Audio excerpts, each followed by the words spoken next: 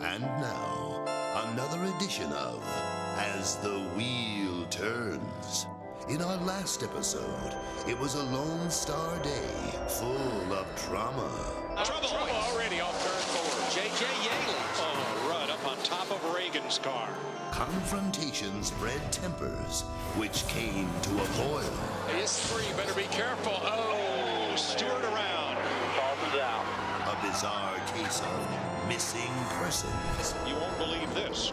The 5 car is back on track. The driver is Dale Earnhardt Jr. That's interesting. With a conclusion not unlike many we've seen this season. It's going to be a drag race all the way back to the start-finish line. Here they come. Checker flag. He's got the inside. They touch once, twice. Drag race. Jimmy Johnson. He got it. He got it. Jeff Burton, the first repeat winner in Texas Motor Speedway. But as the desert sun sets, who will have the upper hand when the night is over? Drama is sure to unfold here in Phoenix as the wheel turns on Fox. Rivals on a roll at soap opera speed. Fox Sports welcomes you to Phoenix, where as the sun sets, Jeff Gordon, Tony Stewart, and Dale Earnhardt Jr. will be among the stars racing Arizona. We're 7 races into the chase for the Nextel Cup Championship. Will tonight's drive in the desert produce another last lap gasp?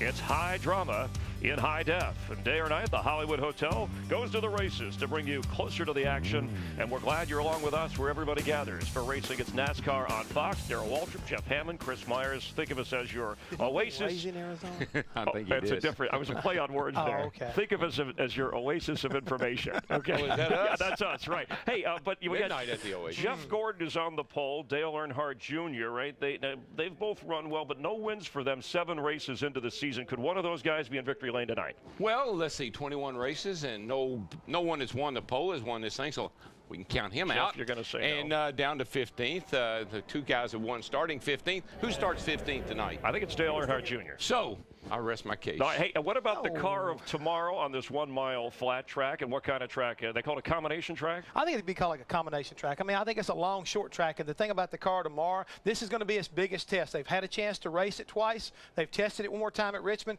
But tonight, this will be one of the biggest tests so far.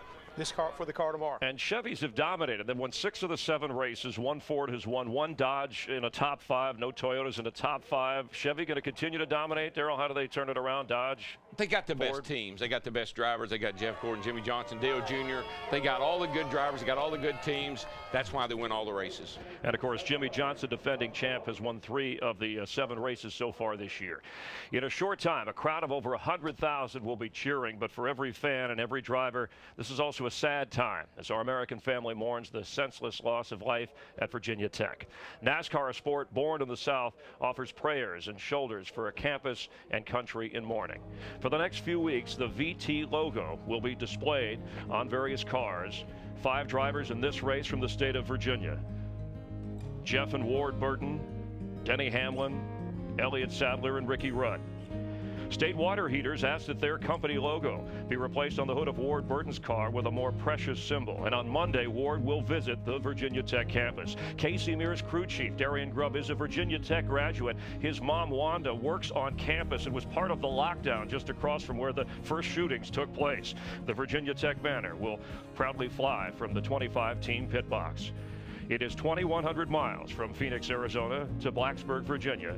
Tonight, we are all next-door neighbors. Back in 2000, before all the madness, Elliott Sadler, his car was sponsored by Virginia Tech. His girlfriend, Amanda Prince, recently earning a master's degree from that school. Elliott from Emporia, Virginia, and joins our Krista Voda from down on the track. Krista?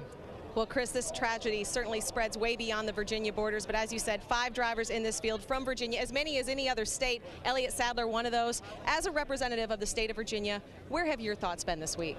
Oh, man, it's been a very tough week for us. You know, being a part of the Hokie Club the last 8 years and being definitely a part of the Hokie Nation, my thoughts and prayers and all the Saddler family goes out to everybody involved in the victims of this massacre at Blacksburg. It's just, when you go there, it's not a place like anything like this can happen. So it's been tough on all of us. You know, I got a lot of great family and friends that went there, and just, you know, we're just sending our thoughts and prayers with them and look at, but I tell you what, the unity, the team, I mean, the unity, the students and everybody has shown, the faculty this week has been absolutely amazing. It's made me very proud to be a Virginian.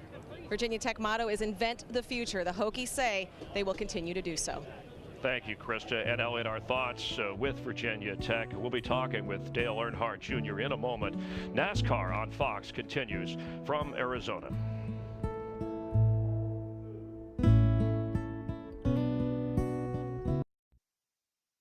Hey, I'm Eddie Van Halen. I'm here at Phoenix International Raceway. We're rocking with NASCAR on Fox. Rock and Roll Hall of Famer Eddie Van Halen on hand to unveil this Fender guitar, which goes to the winner of tonight's race. DW was there. The guitar legend jumped into a fire suit, jumped in and took some hot laps around the track with Kurt Busch. And we're back in Phoenix awaiting the start of the first night race of the season. Nice to have you with us. When we last saw Dale Earnhardt Jr., we did a double take. On Sunday in Texas, he drove the final 9 laps in Kyle Busch's car. And anytime Jr. does anything, it's a big deal. He's the Elvis of NASCAR. Dale Earnhardt Jr. Yeah, new sheriff in town. Look at Junior's lead. Come on, June, 65, 70,000 are standing waving those red flags and hats. Is that an Oscar-winning performance? Dale Earnhardt Jr., remember, led quite a few laps in last week's race, getting introduced here in Phoenix in front of the crowd, and has a lot of discussion. Now, you said it's not a big deal this week that he finishes for a guy who pretty much could have caused the wreck for his car. You said it happens all the time. If you're outside our sport and you don't follow it that closely, maybe you wouldn't understand. But we live in a small community. We're all friends. A friend of his, of Dale Jr.'s, came to him and said, Hendrick, will you hop in our car, run those last 9 laps for us? That's a no-brainer. You don't even think about it. It's spontaneous combustion. No, it's not quite that, but a spontaneous reaction. He's been looking at that dictionary. Dictionary's got him in trouble. But let's point out one other thing. You actually drove in relief for Donnie Allison and drove it to Victory Lane at Talladega one day. So, I mean, you guys are used to helping one another out. That's what we do. When somebody needs help, you help them. Right, but what about the idea that would they get 3 points out of it, Kyle Busch in that car? Could that, things are different now. You have a chase for the championship at the end. What if those points give Kyle Busch a slight edge over Dale Earnhardt Jr.? Boy, the odds are pretty slim. Okay, well, I'm looking for something there. Pretty slim, I'd say. We're going to ask Junior about that. He's going to join us. Don't borrow trouble. In just a moment. We're digging for it. Stirring some more stuff up there. But Jeff Burton on a roll. He's going to turn 40. That first championship may be within his sights, and he's turned things around. Really revived a career in a sense when he left Roush and then went over to Richard Childress Racing. I had a chance to talk to Richard Childress about that exact thing, because I really believe all of a sudden Jeff Burton is back where he used to be a few years ago, and he is now threatening for a championship, winning races, and looking like he is as confident as any driver I've ever seen in the garage area. And Richard, I mean, he couldn't be more prouder than this guy and the way this team is working right now. There's nothing like confidence. Yep. And where do you get that? A lot of times your confidence goes down the drain when you don't win. When you get on a team where they put their arms around you, embrace you, and give you that confidence, that's when you win. And Jeff Burton, second in points, only 8 behind Jeff Gordon, who is, again, the pole sitter in tonight's race. Carl Edwards moving on up in 8th place, always a threat to look for the backflip. Martin Truex Jr. in 19th place, his best position of the season. Arizona native J.J. Yaley is 22nd in points. Coming up, we'll chat with Dale Earnhardt Jr. as he's saying hi to the folks here in Phoenix. We're glad to have you along as we count you down to the race. You're watching NASCAR on Fox.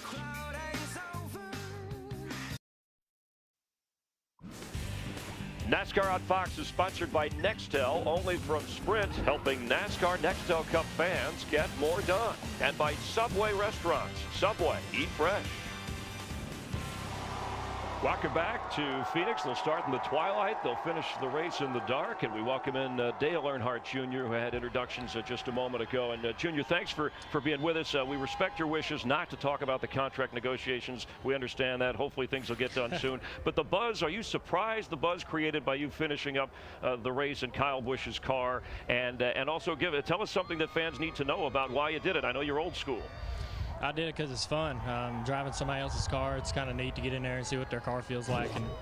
And That's really the only reason I did it. I was surprised it created such a story, but that's sort of the way things work sometimes. Everybody's got to put their spin on it and sell what they can sell. But it was pretty unique. You don't see it that often anymore. So whenever presented with the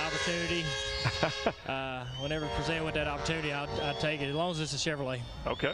So June, it's DW. What'd you learn, buddy, out of that experience? I mean, you know, off the track, on the track, what'd you learn? Yeah, I hear you. What'd you learn, buddy? What'd you learn out of that experience?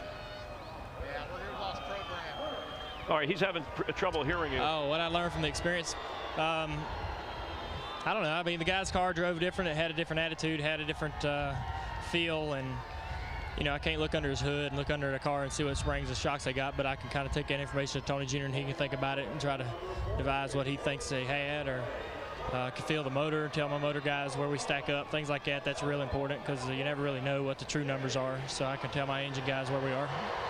All right, Junior, thanks very much. And I know it's a little bit noisy, especially through the communication there and the Junior fans. He is still the most popular driver in the sport. And I think of his quote, too, when he said that my daddy was hoping to live to be 100 and then give the company to me. It's something that had been said. His father would have turned 56 years old next Sunday, which is something that's still in the background. Rick Hendrick saying this week that certainly this is not a case where Dale Earnhardt Jr. will come to Hendrick Motorsports. He will go to DEI. We think that is the best thing for him and for the sport. We thank Junior for being with us. Let's check in now with Steve Burns, who is with Jeff Burton. Thank you, Chris. Jeff Burton won last week at Texas. Just one finish outside the top 10 this season.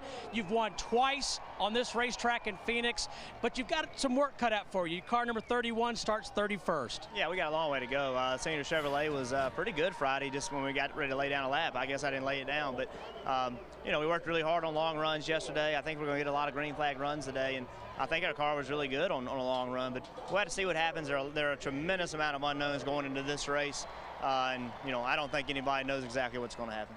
And just 8 points out of the points lead.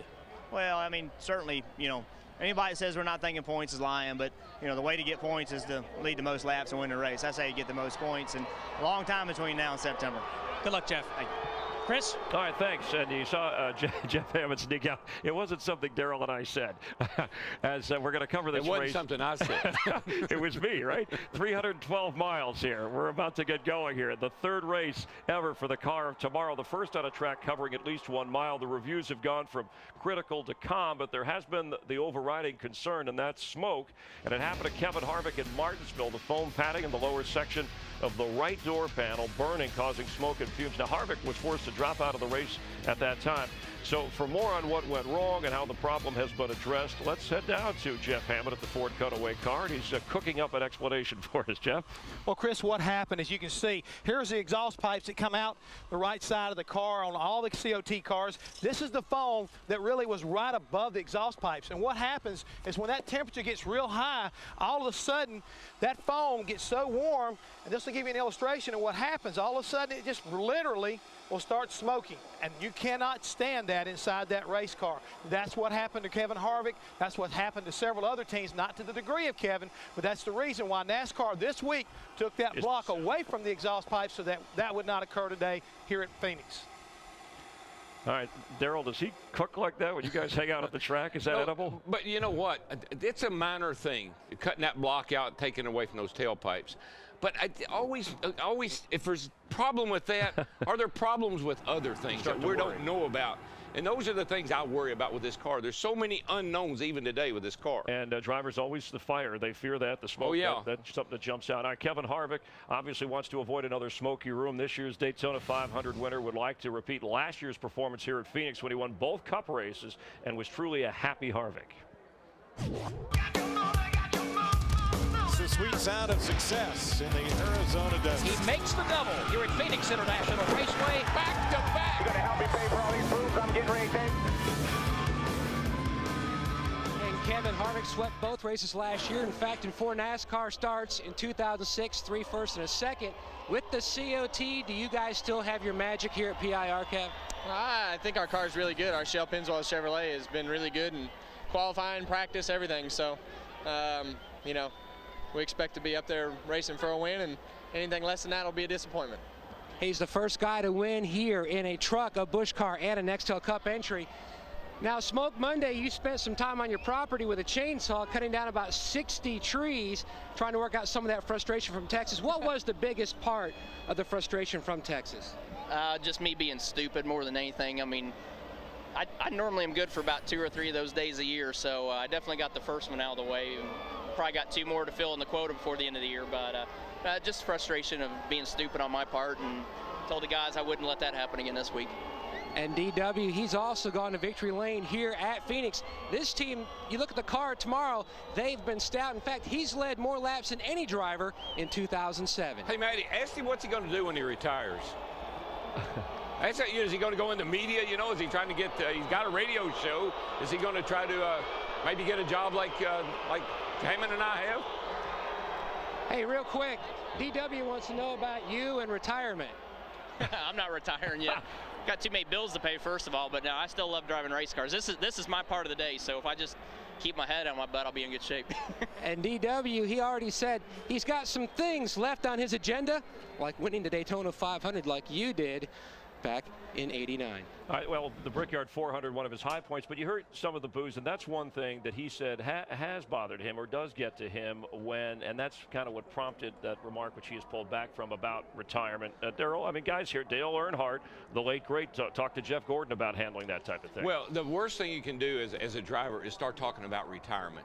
Because now the media, the fans, even your other competitors, they won't leave you alone. They'll just keep bringing it up over and over again, and that gets on your nerves, and you don't want to get on Smoke's nerves. Well, the thing is right now, Chris, I'll go back to when I worked with Darrell, and Darrell used to get his fair share of boos. Taking those boos and turn them into energy, turn them into something to get you motivated. That, to me, is the most important thing Tony and that entire team can do, is use it to your advantage. A 2-time champ, his crew chief, Greg Zipadelli. Yep. Zippy, his 40th birthday, so happy birthday, Zippy. And they make a great team. Time for the Arizona edition of the Fox News Watch, and we start with Michael Waltrip, who failed to make his 7th straight race.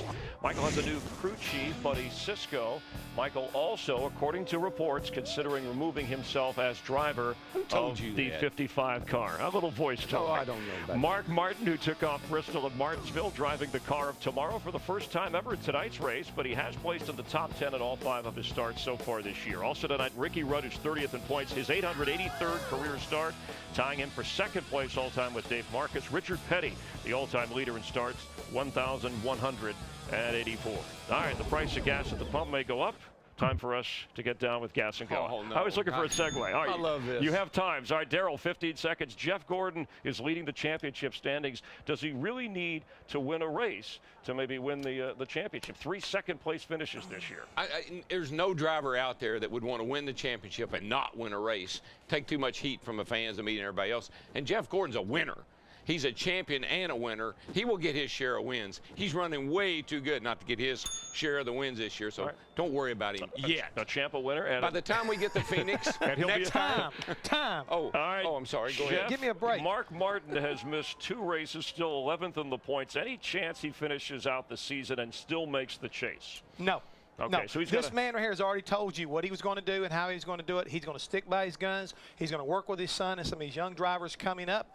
He can do it, though. That's the key thing right now. He's already told everybody and showed them at Texas when he came back. He finished 3rd. He said, guys, 2 weeks off don't bother me. I can get the job done. He seems happy in semi-retirement. Darrell, how much will tonight's race factor into the decision to make the car of tomorrow NASCAR's only car? There's been talk about running it full-time next year. Oh, NASCAR is pretty smart. Imagine that.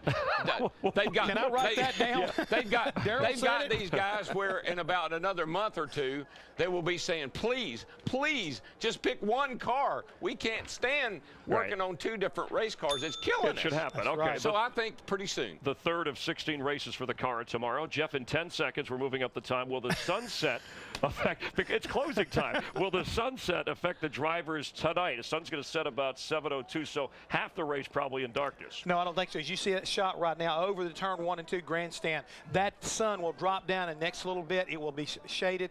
That's the only problem. This racetrack is coming off of turn 4 into 1. I think it will not be a problem by the time this race gets started. No factor. No factor. All right, you heard it from the experts. All right, Darrell. He's a driver, yeah. 15, that's what I meant, an expert. 15 seconds. Is Juan Pablo Montoya too aggressive of a driver, right? Jeff Gordon, remember, complained at Atlanta, Tony Stewart after Texas, that he's come over and been... You know, he has a reputation of being fairly aggressive, even in Indy cars, Formula One. I mean, you know, he's spun out his own teammate.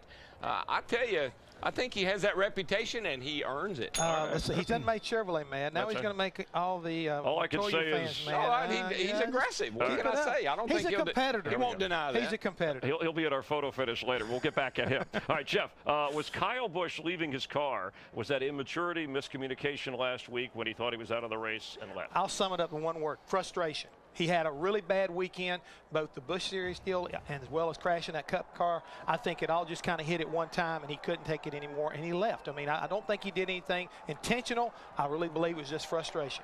All right, and Rick Hendrick, the owner, said, hey, we got no problems. There's an understanding there. All right, you guys did well. Have fun up in the play-by-play booth. Enjoy the race. All right. Hopefully you get along in 15 Thanks for seconds. Coming by. We'll continue here. In fact, we'll hear from Juan Pablo Montoya in photo finish, but let's take a quick check of the Speed Tour Challenge. Texas Motor Speedway is next. Howdy, partner. You mess up in the corners here, you're going to feel it. What's race car spelled backwards? Race car. Welcome to the Texas Raceway here in Kennedale, Texas for the 060 Challenge. Each one of you is going to be in the Tundra. When you hit 60, he'll yell stop, then you slam on the brakes. Shortest distance wins. Stop.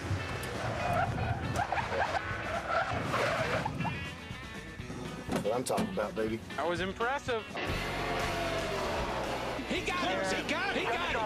Jeff Burton, the first repeat winner in Texas Motor Speedway.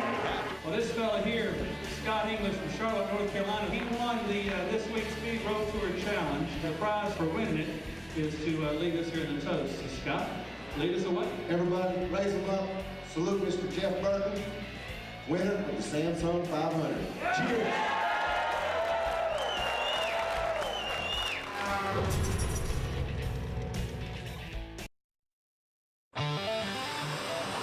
Phoenix, the place to be, is seen for, well, a lot of things. One of the greatest bowl games ever. The underdog overcoming the odds. The NFL will crown its Super Bowl champion. You'll see it on Fox. Can Matt Leinart and the Cardinals have a home game? Can the Suns make a title run? What about the Coyotes? Can they bounce back on ice? And with their new jerseys, the Diamondbacks hoping to pick up momentum. All this in NASCAR, part of the sports fiesta in the Valley of the Sun. And today, many of you, before you tuned in NASCAR on Fox, watched the Yankees and the Red Sox. Boston having their way with an Ortiz homer. Next weekend, the rivalry battles continue. Many will see the Cubs and Cardinals along with the Yankees and the Red Sox. Alex Rodriguez having a tremendous April so far. Jeff Hammond, many of the drivers in terms of the car of tomorrow hoping for some adjustments for NASCAR as they race it for the third time. Yeah, I was kind of surprised that even through all the testing and everything that the guys are kind of like politicking right now to get NASCAR to make some adjustments with the geometry and other little things to make the cars drive better than what they are now. Denny Hamlin starting in the second row. Jeff Gordon on the pole, one of 3 tracks he has never won on. Let's head down trackside. Ladies and gentlemen, please rise and remove your hats as the Luke Air Force Base Honor Guard presents our nation's colors. And please remain standing and pause for a moment of silence in remembrance of those involved in the recent tragic events at Virginia Tech University. And now please welcome Phoenix International Raceway Chaplain Ken Bowers as he delivers today's invocation. Father, thank you for allowing us to accompany you here for the running of the Subway Fresh Fit 500 at our wonderful Phoenix International Raceway. We pray again that we'll have a safe, competitive race and you'll give protection to every driver, official, and that you will, Lord, accept our thanks for the wonderful fans who make up our reason for being here. These things we pray in your name, and everyone said, Amen. What? His new single, Beautiful Goodbye, hits airwaves on Tuesday. Please welcome DNK Records recording artist and rad celebrity messenger Josh Kelly with our national anthem. Oh, say, can you see by the dawn's early light what so proudly we hailed at the twilight's last gleaming, whose broad stripes and bright stars through the perilous fight all the ramparts we watched were so gallantly streaming, when the rockets regulate and the bombs bursting in air gave proof through the night that our flag was still there. Oh, say does that star-spangled banner yet wave o'er the land of the free,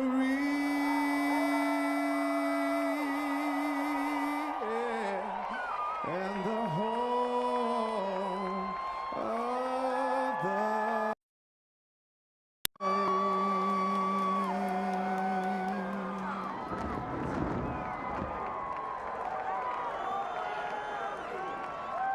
A terrific evening to go racing. Temperature in the 70s, clear skies and clouds in the distance. We are in the desert. Our thoughts also in Blacksburg, Virginia. This is NASCAR on Fox.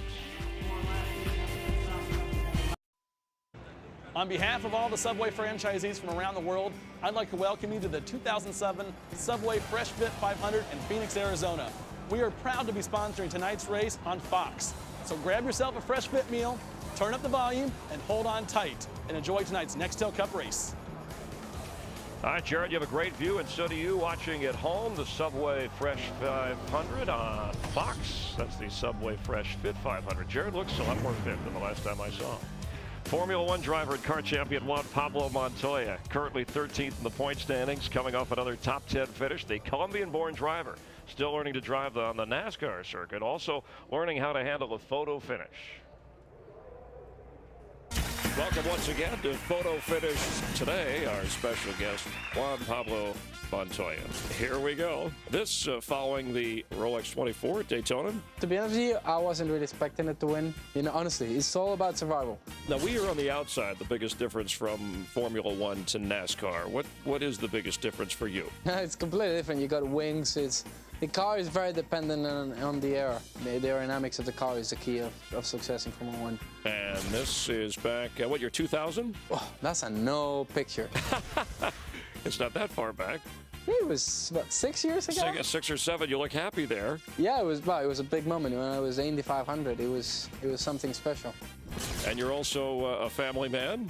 That's a little guy getting a free ride. Yeah, Sebastian. If he wants to race. Oh yeah, whatever he wants to do, I'm good for anything. And also from Colombia, yeah, one of your celebrity fans. Yeah.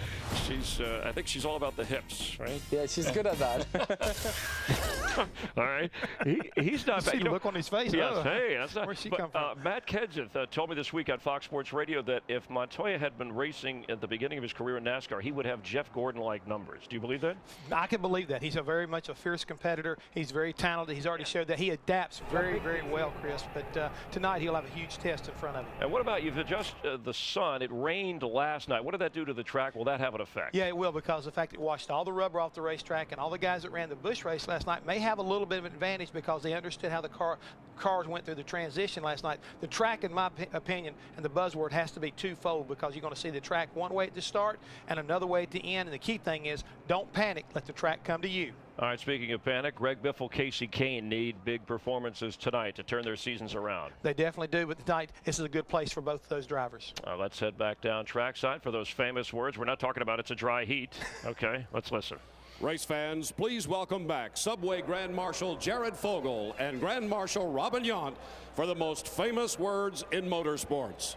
Hi there, I'm Jared Fogle. On behalf of everybody at Subway, the franchisees around the world, welcome to this year's Subway Fresh Fit 500 right here in Phoenix. Gentlemen, start your engines!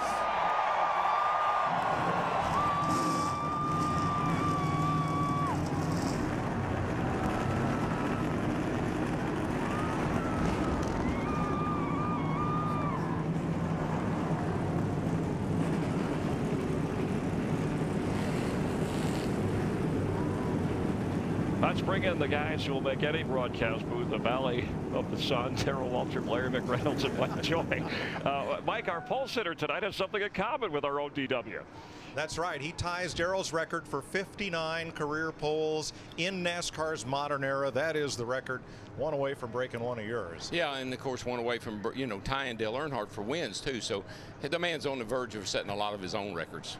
This will be the 22nd Nextel Cup race in Phoenix. The first was 1988. Alan Kulwicki scored his first career win and introduced us to the self-described Polish victory lap. And like that day, Larry, this is new. There's a lot of new and a lot of unknown as we go into tonight's race. And I think unknown is the key. Yeah, this is round 3 for the car tomorrow, but we raced it the first 2 races at half-mile racetrack. I think this is the race that all the teams had circled because the straightaways are much longer here. The corners are much longer. The speeds are much greater. So I think after tonight, we'll answer some of those questions and we'll have a lot better feel about this new car tomorrow. Darrell, do you have a particular concern about tonight? Well, early on, particularly, I do. It's the start of the race itself.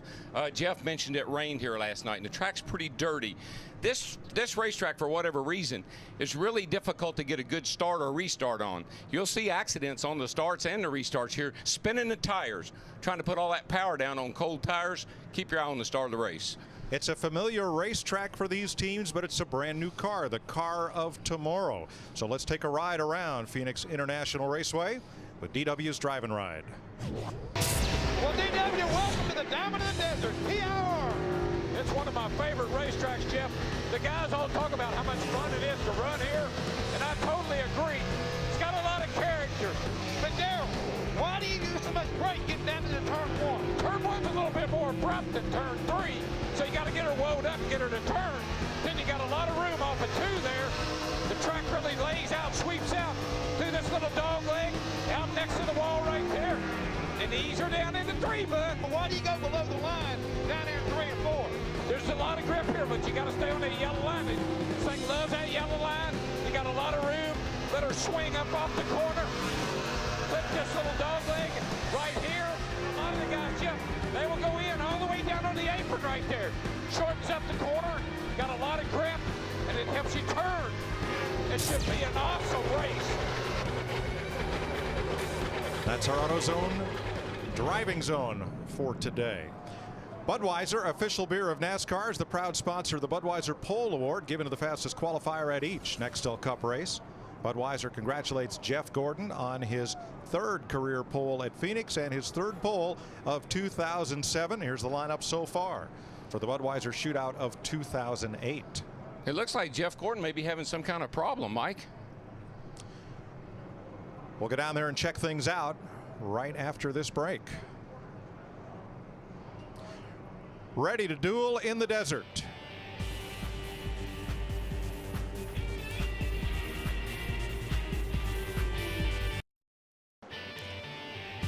Kurt Warner, quarterback for the Arizona Cardinals, among the crowd here in Phoenix. Now, Jeff Gordon is being attended to, and because the problem he had is considered a safety issue, NASCAR allowed him to pull over, fix the problem. There is another helmet being brought to him by our Ronnie Senko. Nice work with the golf cart, Ronnie. And let's go to Matt Yoakum. That's exactly what it was, Mike Joy. They changed out the push-to-talk button, and they could not get any communication between Jeff and the team. They ran back, got his backup helmet. They were already formulating a game plan, Steve Letarte and Jeff, in case they could not get the problem solved. Basically, Steve would ask him as he came by, is the problem in the center of the corner? The next time by, if it was, Jeff would put his hand up on the A post or the top of the door. If it wasn't, he'd come by again and Steve would ask him another question. They already had a game plan formulated, but the good news, they put the backup helmet in and they can hear Jeff, Jeff can hear them. This week, Bill Parker of Orlando, Florida asks our FedEx Racetracks question, what will be the biggest challenge of running the car of tomorrow here? Challenge at Phoenix is always turning in the middle. As you heard Jeff and Darrell talking to ride and drive, getting the car to turn is a challenge. The car tomorrow, getting it to turn is a challenge. That doubles the challenge for these teams. Send your questions about each track we visit. Maybe you'll be our FedEx letter of the week. Hey, Jeff Burton, it's DW in the Fox Sports booth. But you got a copy? Yo, Jeff Burton, DW here. You got a copy?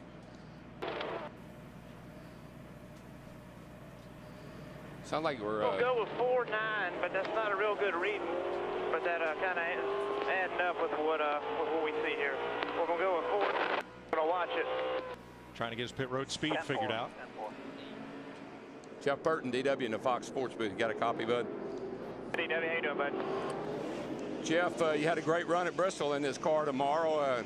Is this the same car, and what do you anticipate? What's your biggest concerns about tonight? Biggest concern is all the things that we don't know about. There's a tremendous amount of things that with the car tomorrow that are unknown, and that's our biggest concern. So we'll see what we got. Singular Chevrolet, I think it's pretty decent. We'll just see what we can make happen. All right, buddy. Good luck. Have a great night. Now let's look at our keys to the race here. Get the car to turn in the middle. That's the challenge on these flat corners. But once you get it to turn, you got to get it off the corner. That's where you pass people, is on the exit. Short race here tonight, 312 miles. You got to keep that track position late in the race. The nighttime is the right time. Long as you're okay under the setting sun, that's fine. But you need to be right when this track goes dark. DW, a lot of unknowns, a lot of speed getting in the corner. Reach up there and pull those belts tight one more time. The duel in the desert. Jeff Gordon, Jamie McMurray share the front row. They face the setting sun as they come to the front straightaway for 500 kilometers. Boogity, boogity, boogity. Let's go racing in the desert, boys.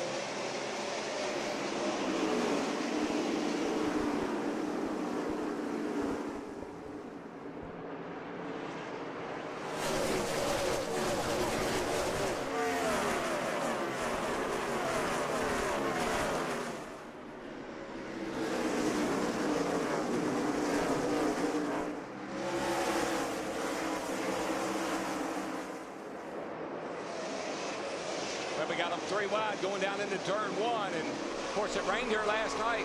Track's got to be a little dirty and slippery right now. Jeff Gordon gets those 5 points for leading a lap. Denny Hamlin goes by Jamie McMurray to take second spot away. But most importantly, a clean first lap. Yeah, I was really concerned about that because this front straightaway is real narrow. If anybody checks up in front of you, it almost always causes a wreck.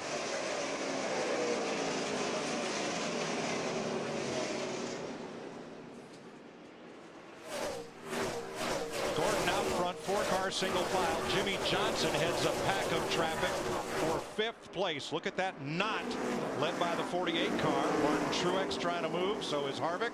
And Scott Riggs in the 10 backing up just a bit. Yeah, Scott in the 10 hung up on the outside, and he's losing quite a few positions. He might be able to get down there in front of Harvick. Looks pretty good for him. A lot of sparks from underneath Jimmy Johnson's car. And I think right now the track has some pretty good grip because it's very cool. It's starting to get some shade, low air pressure to start this race. That's probably what's going on. But it looks like he's going to lose a position to Martin Truex Jr. in that 1 car. Well, when we look at the 48 car, look at that nose. It is on the ground. That's where those sparks are coming from. That car is right against the racetrack. And when it really starts to spark is when he rolls out of the throttle and jumps on the brake pedal to get in these corners. The nose dives down. And a big concern they have with this car tomorrow is that splitter. And when that thing starts dragging on the racetrack, you wear it out, you lose the splitter. There goes your front downforce, what little you got. 7th place. Harvick continuing to work on Scott Riggs, whose tires are now coming up to temperature and pressure, and Riggs is coming back forward again. I think as we look into the windshield of these cars coming off turn 4, you can see just how hard these cars are to drive. The guys really have to fight the wheel with this race car. You see the cars kind of bobble around, and this car just handles so differently than what the guys are accustomed to. Let's see what we got coming off turn 4 here. Let's look down in old Harvick's car. He's down on the apron a little bit. See that hand kind of juking around? That was pretty smooth compared to last time by.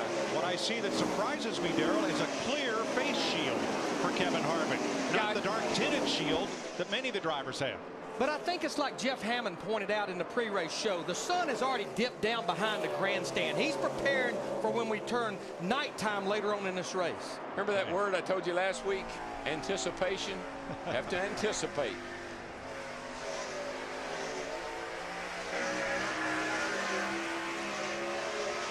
Let's get some late stories from pit road, beginning with Matt Yoakum on our pole sitter. Jeff Gordon out front. He has a tinted shield, much like his teammate Jimmy Johnson, the 48. Gordon has really acclimated himself to this whole car of tomorrow. The feel that he needs. Had 2 top 3 finishes, a 3rd at Bristol, a 2nd at Martinsville. A win here would be huge because he's never won here in a Nextel Cup car. Right now, Gordon out front, just pacing himself. Dick Berggren.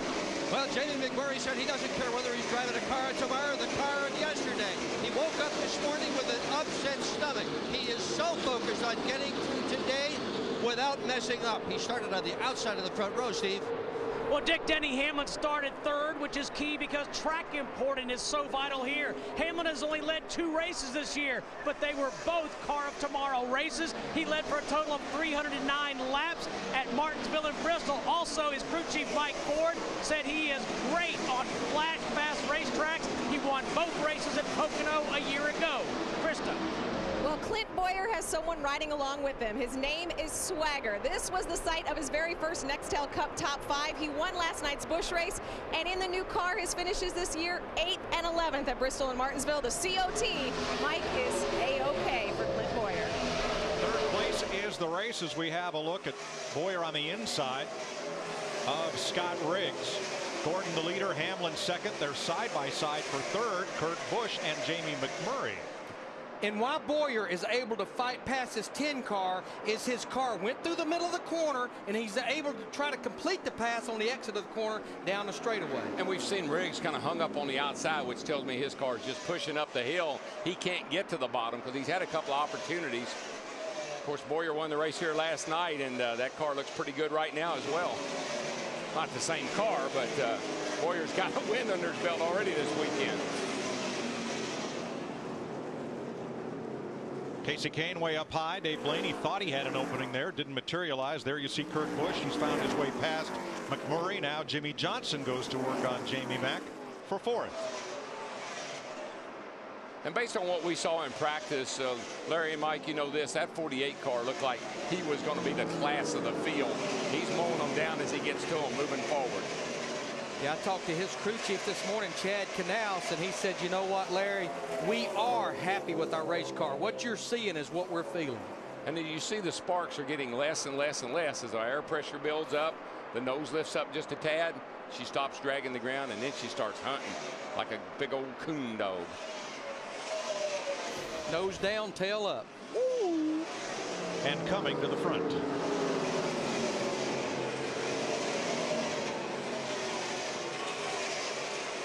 Jeff Gordon has led every one of 13 laps so far. Denny Hamlin is beginning to close the gap on the race leader. You're watching NASCAR on Fox.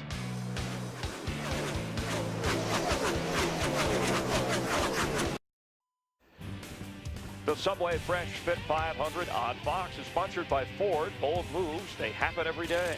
By State Farm, great service, great rates. Nobody takes care of you like State Farm. By Nextel, only from Sprint, helping NASCAR Nextel Cup fans get more done. And by Subway Restaurants. Subway, eat fresh. 21 laps complete in Phoenix. Jeff Gordon has led them all, but Denny Hamlin closed up to within about 8 car lengths of Gordon, and then his march to the front just kind of ran out of gas. That's, you know, Jeff Gordon saw him coming. I believe Jeff picked it up a notch. Lap time say so. He was running 29.10. Now he's 29.9. He's picked up a couple of tenths, put a little gap between he and Hamlin. What about Denny Hamlin, Steve? Mike, he's actually a little frustrated right now. He just told his team and spotter Curtis Markham, he said, I can't do anything with this car right now. He said, I'm tight in 3 and 4 when I pick up the throttle, the gas pedal. And this car, what drivers are going to have to come to grips with, it's not how good your car is, it's how good your car is compared to everybody else. Nobody is going to be happy with this car. And that's where the crew chief and the spotter has to be a little bit of a salesman to give him information how he stacks up versus the competition. I mean, you're running second, you chase Jeff Gordon down almost, you're sitting there in pretty good shape. Don't tell me how much you don't like the car, tell me what we can do to help the car.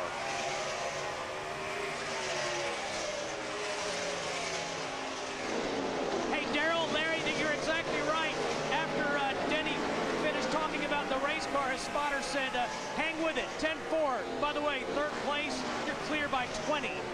Yeah, I mean, that's really what you got to remember. Yeah, you're 20 car lengths ahead of 3rd place, and he has the advantage of Curtis Markham being a former driver and a good one in the NASCAR Busch Series. So Curtis knows what that driver needs to hear. I love, a former driver makes a great spotter. There's the gap to 3rd place Kurt Busch and 4th place Jimmy Johnson. Martin Truex in 5th, Kevin Harvick 6th. McMurray, Stewart, Mears, and Kenseth the top 10. There's the fight for 9th. This is the car I've been watching, especially on the scoring moniker. Matt Kenseth in this 17 car. He started back in 17th, and he's been working his way toward the top 10. And I'm sure their goal in this first run, if we stay green, which will be about 70 to 75 laps on fuel, get as much ground as you can. Robbie Reiser and that pit crew will get you a little more when we make a pit stop. But Larry, one of the things I'm seeing with this car tomorrow, the box, I like to call it, is there's really so much difference in the good cars and the bad cars. I mean, Jeff Gordon and Denny Hamlin are coming up on the rear of the field, and that's in 26 laps. So you're going to go a lap down on a 1-mile racetrack in somewhere around 30 laps. That's just hard to believe. And here's Hamlin with the nose looking underneath here. I'm going to make a run at him. Matt? And the championship point leader has seen almost his entire full second lead diminish, now just trying to hold off the 11. Gordon says the car is beginning to tighten up right in the center of the corner, especially down in turns 1 and 2. But this is where Jeff Gordon and Steve Letarte have gotten a lot better this year. When the car gets off a little bit, they are able to fix it. Last year when the car get off, he just kept going back. This year they've been able to make the right changes, right adjustments. But I'm not surprised that cars are starting to get tighter. In other words, the front wheels are sliding more. We're approaching halfway of this run. It's burned the fuel off, so it's gaining nose weight. That hurts the turning of the car. You saw in the middle of turns 1 and 2, Jeff Gordon eased it back to the throttle, giving Hamlin the bottom of the racetrack, and we have a new leader, Denny Hamlin. Now, last week, David Stremme had a good run. A little bit of a rest here. They're going pretty good. This week, Stremme's in trouble. He'll be the first car to go 1 lap down. Now, what I just heard Mike Ford, his crew chief, Denny Hamlin's crew chief, is those guys are somewhat pitting down there kind of close to turn 1. Mike Ford said, I'm starting to see your brake rotors glow. That's another product of this car tomorrow not turning. What these drivers will do, they'll start using more brake to make the car turn, and that actually can make the car push worse because it's going to send the front air pressures up. Yeah, I heard Mark Martin, a number of these guys say you can't charge down in the corner like we do with our old car. You got to slow it down. How do you slow it down? With the brakes. And that just multitude of problems when you have to overwork the brakes. Matt Kenseth trying to finish off the pass for 9th place on Casey Mears, but the National Guard car hanging tough, and now he breathes it into the corner. Kenseth makes the pass. Big red right there behind him.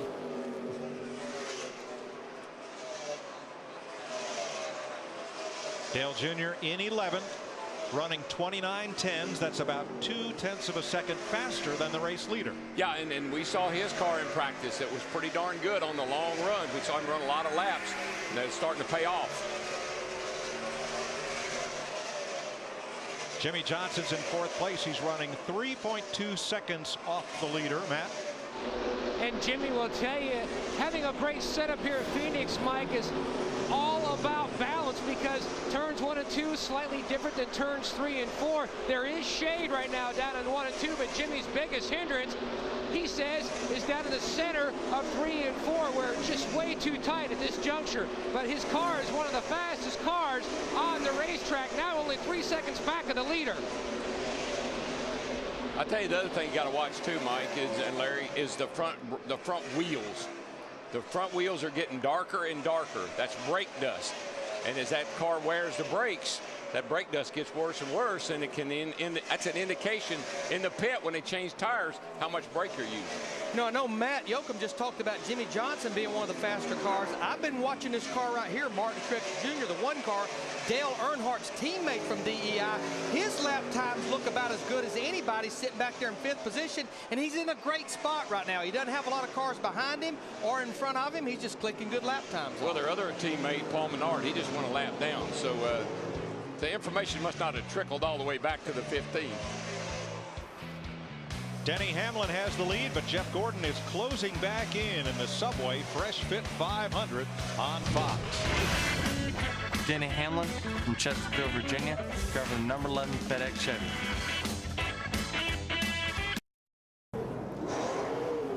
Caution for debris. Pit road is open. Dick Berggren. Jamie McMurray had dropped back to the 8th position. The car is loose on entry and tight everywhere else. Matt Yoakum. Jeff Gordon had fallen back to the 2nd position. The car too tight, making an air pressure adjustment to try to free it up to Krista. Kurt Busch is loose off of 4, but tight in both ends of the center of the turn. They made an air pressure adjustment. Steve Burns. Denny Hamlin saying I'm just a little tight on the initial throttle pickup, but I am great getting off the corners. Just a small wedge adjustment on that number 11 car if Denny Hamlin's a little bit of wedge out of the left rear. Nice pickup for 2 of the Childress cars on pit road. Boy, Larry, I saw a lot of brake dust out of a bunch of guys' wheels there on that stop. And that's early. I mean, we're 38 laps and you already got a lot of dust. And trust me, these crew chiefs will be letting those drivers know about it too. Oh yeah. A large plastic trash bag had floated out onto turn number 4. That is the reason we are under caution. There is Jimmie Johnson, who dropped 2 spots in the pits, Matt. Mike, an electrical issue for Jimmie Johnson, who has finished 2nd here on 2 separate occasions. They have changed to the backup battery. He said the first battery was dead. Not exactly sure what their electrical issue is. He's trying to shut off as much electrical stuff inside the race car to conserve the backup battery. Dick? Denny McMurray's crew had some terrific pit stops during this week's practice, and they were very optimistic that they were going to give their guy some extra positions on pit road. Did not happen on that first pit stop. The front changer, Todd Ziegler, his air gun quit on that first stop, so it was very slow on the left front because they had to change that gun. McMurray lost lots of spots. Now this is quite a tangled web on that 48 car because they're going to have him cut off things that cool him. The other thing, these guys run blowers on the brakes, but we've already talked about all the brake problems. That's going to be the last thing they want to cut off electrical is the blowers that help cool those front brakes. 1 to go and we'll go green, so it's time for our AT&T Singular Virtual Crew Chief question. Last week we talked about the slow start Kasey Kahne has had to this season. Will Kahne's unfortunate start turn around and maybe today? Yes or no? David Anders wants to know. So text the word crew to 191 on your AT&T Singular wireless phone. Singular is the new AT&T. You know, free pass Paul Menard as we get set for the restart. Just the Dodge camp in general is struggling. You know, 7 races, they only have 1 top 5 finish, Juan Pablo Montoya at Atlanta. So the whole Dodge camp right now has work to do. I don't know. Ganassi's cars have been decent. 40 cars on the lead lap. 1 lap down are Dale Jarrett, David Reagan, and David Stremme. So first time in prime time for this season. Exercise all that nice surround sound you've got and wake up the neighbors as we crank it up on this restart.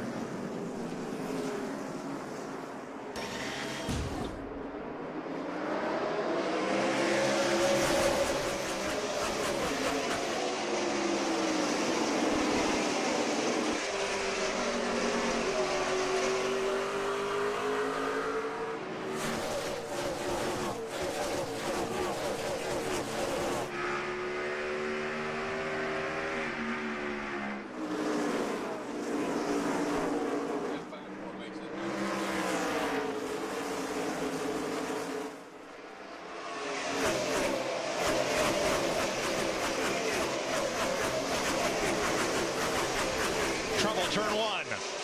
David Ragan up and into the wall. Ragan was a lap down and in the midst of onrushing traffic and got in somebody's way. See Casey Mears in the 25 car there. David Stremme in the 40 car got his first top 10 finish last week at Texas, has moved up to 12th in the points. Got serious problems here. You see the 6 in the middle there, the AAA car. Jimmie Johnson looking on the inside. Here comes Tony on the outside in the 20. He just loses it. I guess it mostly just trying to stay off of Tony. Tony was on the outside, and Ragan just kind of lost it trying to stay off of him. And just nowhere for Stremme and Casey Mears to go. They were in a box. See him start to ease up. He knows they're probably telling him Jimmie Johnson's there. He and Tony actually make a little contact. Tony did a good job of hanging on to his piece. You could see him fighting it in there. Look at the 17 slide by. Second week in a row, David Ragan is part of an early incident.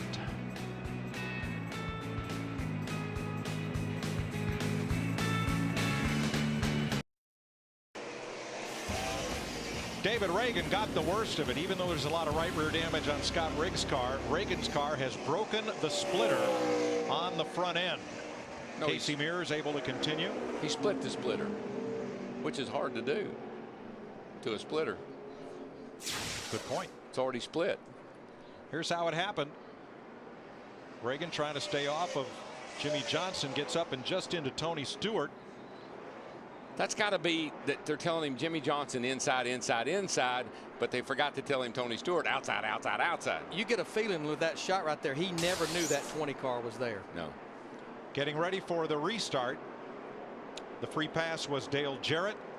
41 cars on the lead lap. David Stremme in the garage from that one, and we get ready to restart. Denny Hamlin, Jeff Gordon, Kurt Busch, Kevin Harvick. Now, inevitably, I know this looks like it's going to be all right, but keep an eye on these restarts because we always seem to have an accident on a restart before the night's over. I think it goes back to what you talked about at the top of the show, Darrell. They tend to spin the tires on a restart and they start chain reaction. Well, coming off turn 4, it's real wide, but when it gets right here to the pit wall, inside wall, it just narrows down to very little room. So if a guy misses shift or you have to get a better start on him, you hit him, and that's when you got trouble. Martin Truex holding off Jimmie Johnson as they come off too. But at the dogleg, Johnson has the preferred line and completes the pass in the Lowe's Chevy. Now here's Jeff Burton in the 31 trying to move through traffic. And just remember, as we look at Jeff Burton in that 31 car, there he is right there. The orange car started back in 31st position. He is battling right now Ryan Newman for the 11th position, trying to join his other two teammates to get to the top 10. Quite a run for this 31 car, but as we mentioned, he got a lot of help on his pit stop as well. He really did, and you can see this is why this is a fun track to race on till you get in a situation like this. And that guy on the inside, Ryan Newman in a 12, they could run like that for the next 30 laps. It's just hard to get by anybody here. And give a call to that 99 car right there behind these guys, Carl Edwards. He started back in the 28th position. It's almost like Carl Edwards and Jeff Burton, they've been marching through the field together. Now watch Burton. He's up high. He gets a nice run off that corner. But here comes the 12 right back underneath of him, and he can't complete the pass.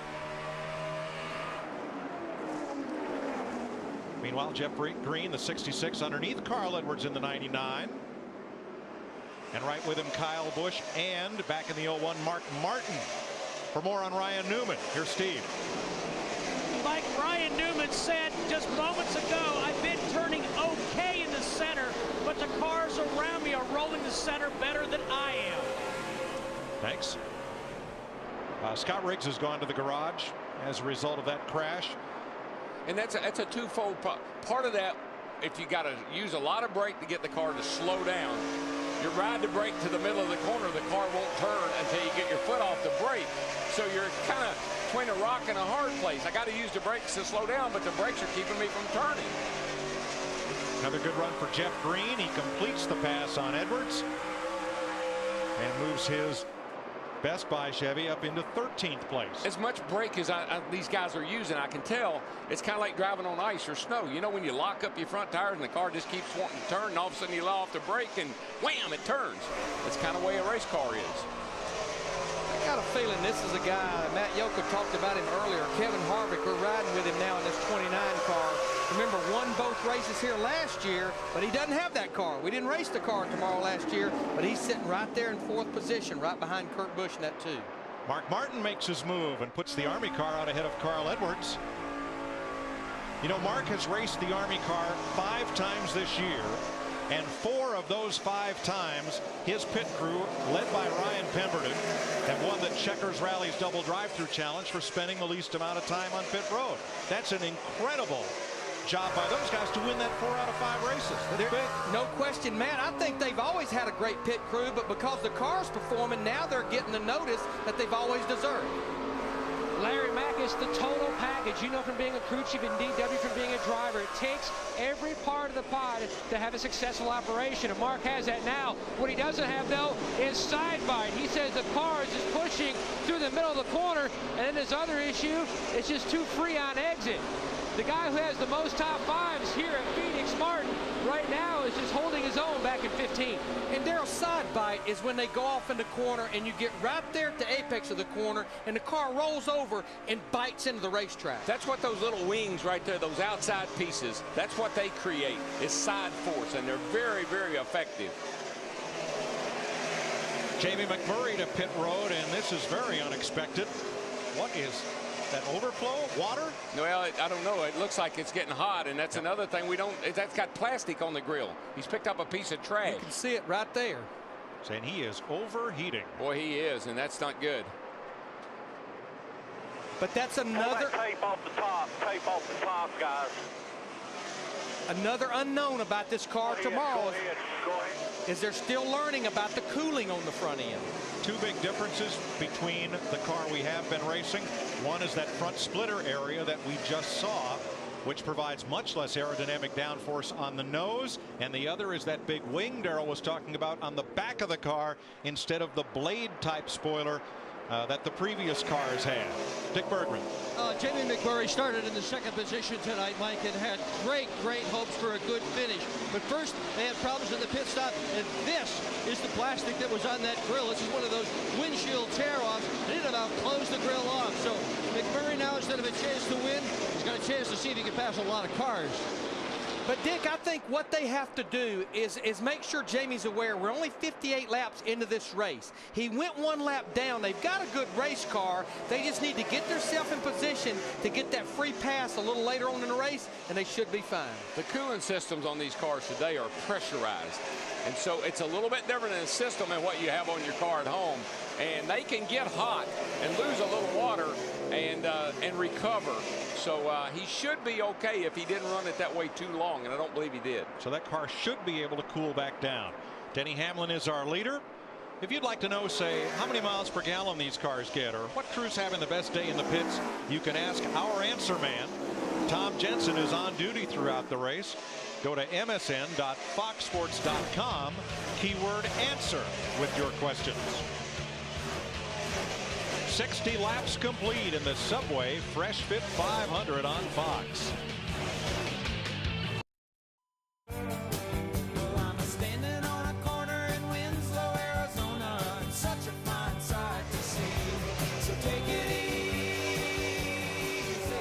No Saguaro were harmed in the shooting of that video, as Denny Hamlin holds court here in Phoenix. He's been out in front twice for a total of 38 laps. That's the most anybody's led today, as he pulls up on Casey Mears. Upper right is Johnny Sauter in the 70, who started 42nd. He's the biggest mover of the race. He's into the top 20. As you watch the battle for 5th rage on the upper left of your screen, here's Krista. Let's start with Kurt Busch. He's lost a couple of positions. We know this is the track of 2 different turns, and Kurt is struggling running the bottom in the different turns. Turns 3 and 4 earlier in the run, he gets tight. 1 and 2 later in the run. Of course, we're a little bit later now, so he's a little tighter in 1 and 2. Meanwhile, Johnny Sauter all the way up to 20th. That is huge for this team. Remember, they have that much sought after 35th position in points. Johnny Sauter's having a little bit of trouble seeing the fluid. The Shield. Of course, what Krista's talking about, the top 35 in owner points going to each race each week, they're locked into the show. But we talked about Johnny's teammate, Jeff Green in the 66. Here's Johnny Sauter in the 70, both in the top 20. Not surprised, because they pretty much have a huge affiliation with Hendrick Motorsports. Obviously, Hendrick Motorsports, they've done their homework with this car tomorrow, and I think it's bled over to these Haas teams. Yeah, I think about Bristol, the first time we run these cars, Jeff Green finished 6th, so they've got a pretty good package. Jeff Gordon has been no worse than 3rd in this race. As you heard at the top of the show, this is one of only 3 current Nextel Cup tracks on which he has not scored a Cup victory.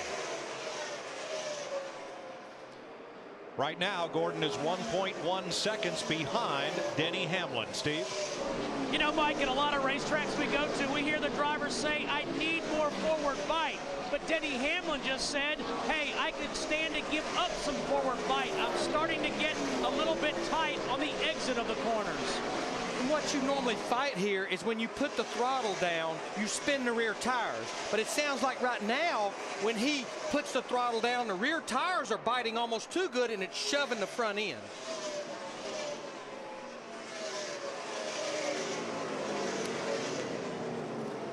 Hamlin the leader by 1 second. There's the 24 of Gordon. And Kevin Harvick is 3rd, kind of holding pace with Gordon. Matt, he's 1.8 seconds out of the lead. And Kevin Harvick will tell you, a driver's racing shoes are a lot like a baseball player's glove. When you find one that just has that special feel, you know. In fact, Harvick's racing shoes, his manufacturer doesn't even make them anymore. They make them special for Harvick. But what happened in the RCR camp, his teammate Jeff Burton, he was a little ill this week. Not from being sick, but from frustration. Apparently, his race-winning shoes from Texas turned up missing. So Burton had to use another pair this weekend, and he was a little upset about it. Well, it turns out, the guy you're looking at right now, Kevin Harvick, snuck and took Burton's shoes and basically held him hostage this weekend. In fact, this morning, they were taking pictures with him to kind of use that as ammunition to even get more of Burton's goat. Matt Kenseth tried him on, took pictures of him, Harvick, and a few others, and then right before race time, they took him over to Burton. But Burton had a good idea who had him.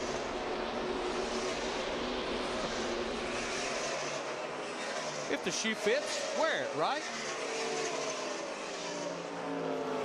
5th and 6th place there, Martin Truex and Kurt Busch. We ride with Jeff Burton. He's in 14th place. Well, will Casey Kane's season turn around? A little more than half of you say yes. Remember last year, Casey Kane's number 9 won more races than anybody on this circuit. Right now he's hovering back in 23rd position and actually fell back a little bit after that last restart. So they're going to have to do some real work on that car to get it up there if he's going to turn it around tonight. Yeah, Darrell, he's about a straightaway from being lapped by our leader, Denny Hamlin, right now. Denny Hamlin is trying to FedEx himself away from this field. He now leads Jeff Gordon by 1.6 seconds, but a lot of racing left to go.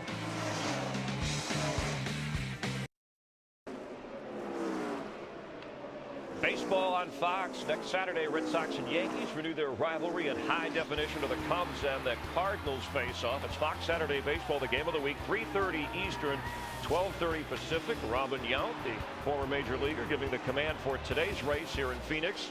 Next Sunday will be in Talladega, but right now Denny Hamlin, the native of Virginia, out in front leading and has led the most laps. Kevin Harvick has moved into second behind Jeff Gordon. Now, earlier in the race, Jimmy Johnson, he's dominated this season with 3 wins, but having battery problems. Started 4th. Johnson now has fallen back, moved back up to 4th. Rookie David Reagan having some problems for the 2nd straight week, involved in an early wreck here, a little brush with Tony Stewart. David Stremme, Casey Mears, Scott Riggs, all involved, bringing out a caution. Jamie McMurray, Jeff Hammond, started on the front row but developed problems. Yeah, and this is one of the things we were kind of wondering about as far as the COT car is concerned. He got a windshield tear off on the front nose, couldn't get it to come loose, car overheated, had to make an unscheduled stop. He now finds himself 1 lap down with a lot of racing to go. But the guy that I'm really watching right now has got to be Kevin Harvick. He dominated here last year at Phoenix, guys, and he's really starting to put some pressure on our leader, Denny Hamlin. Harvick won both races here last year, but so we watched Denny Hamlin from Ward Burton's car. Darrell, getting through traffic here for the race leader seems to be especially difficult. Well, and we heard a little report there that he might be having some brake issue. You're going to use a whole lot more brake trying to get through traffic. I just saw some smoke come out of his car, actually. You're going to use more brake as you work that traffic, and that could be causing some problems.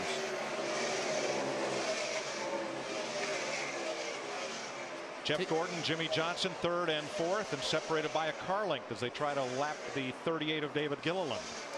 Yeah, when Denny Hamlin was sitting out there, though, by himself leading the race, had about a 2 or 3 second lead. He had nobody to deal with. He could kind of control the entrance of the corner and control how much brakes he was using. And all of a sudden he caught traffic, and that's when Kevin Harvick was able to pull right up to him. But now Kevin's going through the same situation, and he's falling back some as well. So this is a difficult track to pass on. A lot of room, but there's a preferred line where you can carry a lot of speed.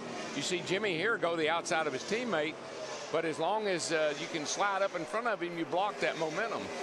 Do need to mention that Scott Riggs, David Stremme from that wreck that we saw a while ago, they're still in the garage area. David Reagan has returned to the racetrack 41 laps down in the 6th car.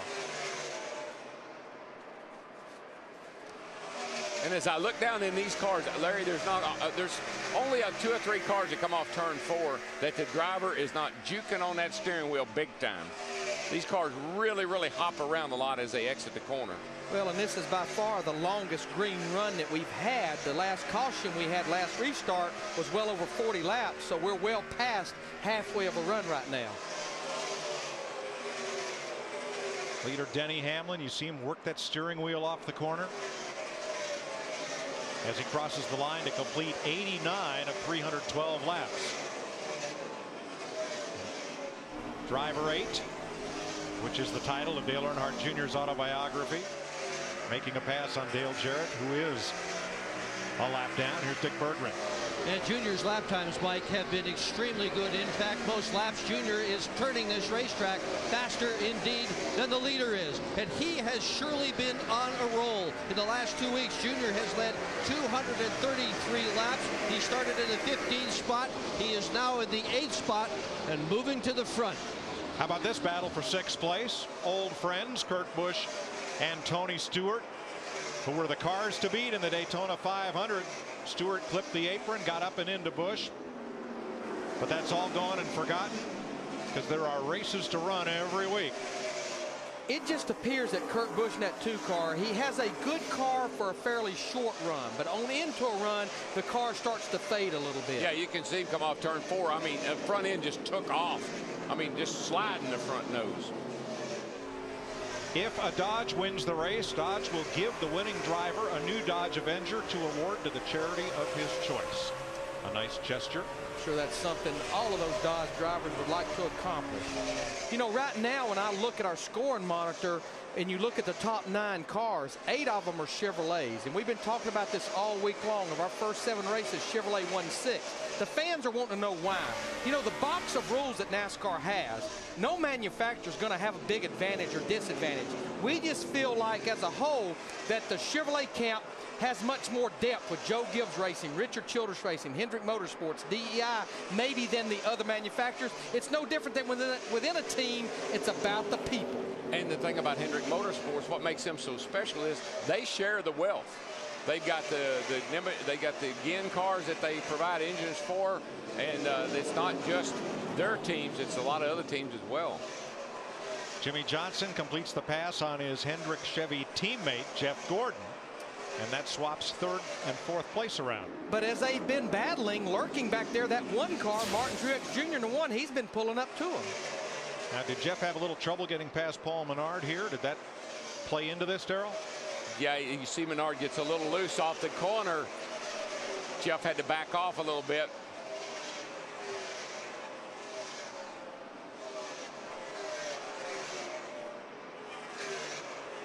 Man, the 17 is just rubbing the wall down the front straightaway there. I'm not sure what created that issue unless he and Dale Jarrett maybe had a little conversation. That 17 was up against the wall coming down the front. Matt Kenseth is in 11th place, the leading Ford in the race right now, Dick. Well, you were wondering, Darrell, Matt Kenseth had just come on the radio a couple of laps before he came off that corner so close to the wall and said, loose off. Yeah, loose in, too.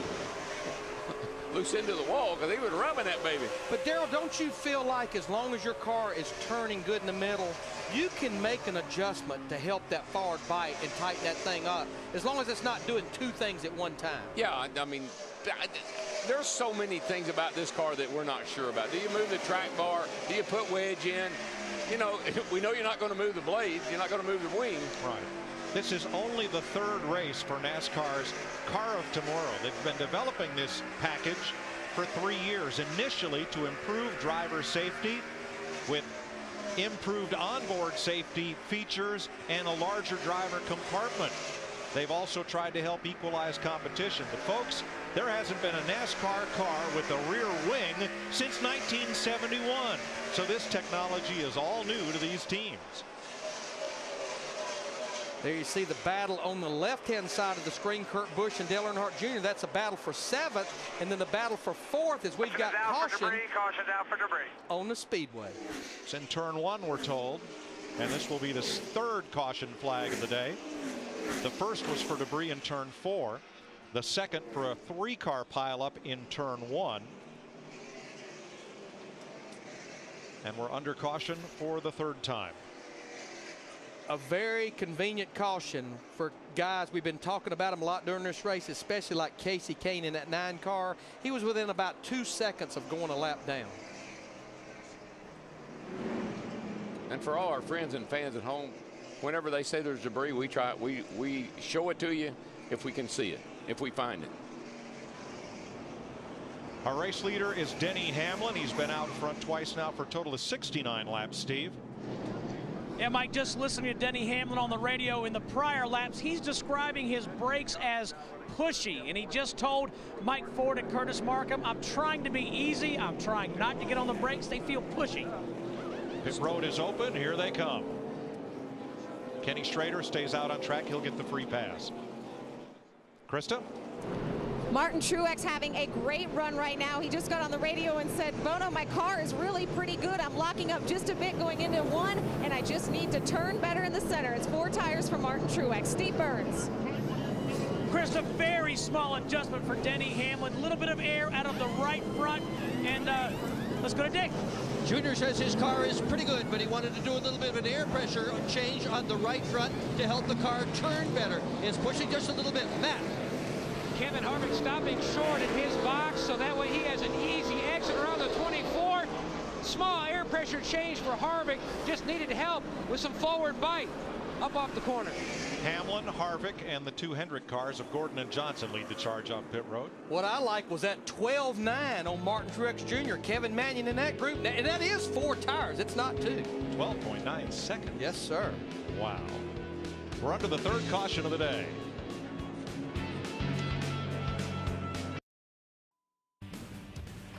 The Subway Fresh Fit 500 on Fox is sponsored by FedEx. Every day is race day. By Coca-Cola, the official soft drink of NASCAR. By Shell. Shell gasolines stop gunky buildup in your engine. Shell, made to move. And by Dodge. You can take life as it comes, or you can grab life by the horns. Dodge.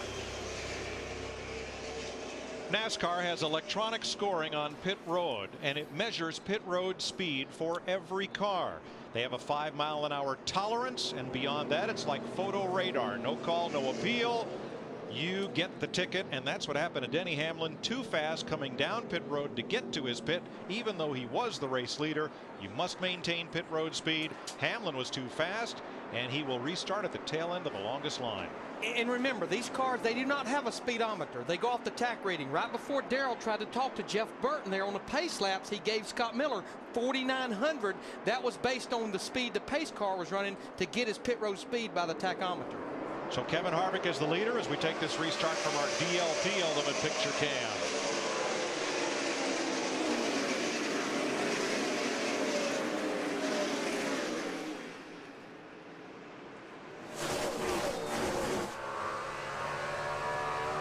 Yeah, I'd still like to see a better way of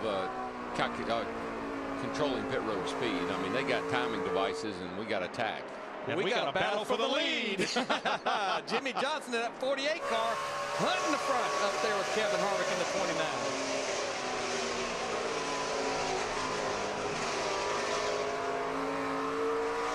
Harvick holds on. He's got Johnson by a car length. And unlike the beginning of the race, I think now that second groove that you see Harvick running there down in 1 and 2, it's starting to get a little more grip. You know why, Larry? The sun's gone down. I mean, it's pretty much shaded now, probably picking up some grip down there like we saw in qualifying. Since they restart double file, the cars on the lead lap have to pick their way through some traffic. How big a task does Denny Hamlin have ahead of him? He restarted 31st. This is when there's somebody said something about patience. You're going to have to really, really have a lot of patience. He's got a fast car. It's going to take him a long time to get all that back. Let's go to our melts on the wall, not in your hand replay. Watch David Gilliland, the 38. Mark Martin on the outside just tips him. Boy, slapped the wall too.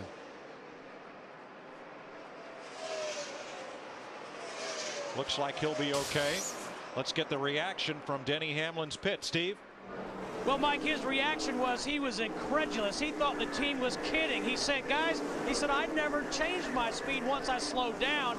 But Mike Ford did exactly what Darrell was talking about. He said, take it easy. We still have a great race car, and we have a long way to go. We can get this back. And Steve, we looked at the replay during the break. He was pulling away from Kevin Harvick as they came down pit road. There was definitely a difference in speed between those two cars. Here's what concerns me, though. We've already been talking before the third way of this race, the 11 car having brake problems, brake issues. Now he's really going to have to use some brakes. But what he has to remember is, dude, you can lose it in the pits, but we can get it back in the pits too. A little pit strategy, maybe 2 tires. I don't know what they'll do, but give them a chance to help you get it back. Hamlin restarted 31st. He's gained 4 positions. Let us show you what we saw as Denny Hamlin comes onto pit road. Watch he and Kevin Harvick right behind. They're nose to tail there at the first timing line. And watch what happens here. Looks like he gooses it just a little bit and gets a little gap between he and the 29 car. And as we've said, there's a 5 mile an hour kind of free zone. But after that, if you're 1/100 of a second too fast through a section other than what they give you, boom, you got a ticket. Yeah, and pit road speed is 45 miles per hour. That means they give them up to 50. We see Kurt Busch again on fresh tires going by Dale Earnhardt Jr. in the 8 car. That was a battle for 6th place. But you can see how much brake they use getting into these corners at the end of these long straightaways, and you don't have a real low gear to help you on deceleration. How you can help your brakes is you get the car woed up and then get off of them. Don't ride the brakes all the way to the middle of the corner. That's where you create all that heat. Use what you need and then get off of them. Yep.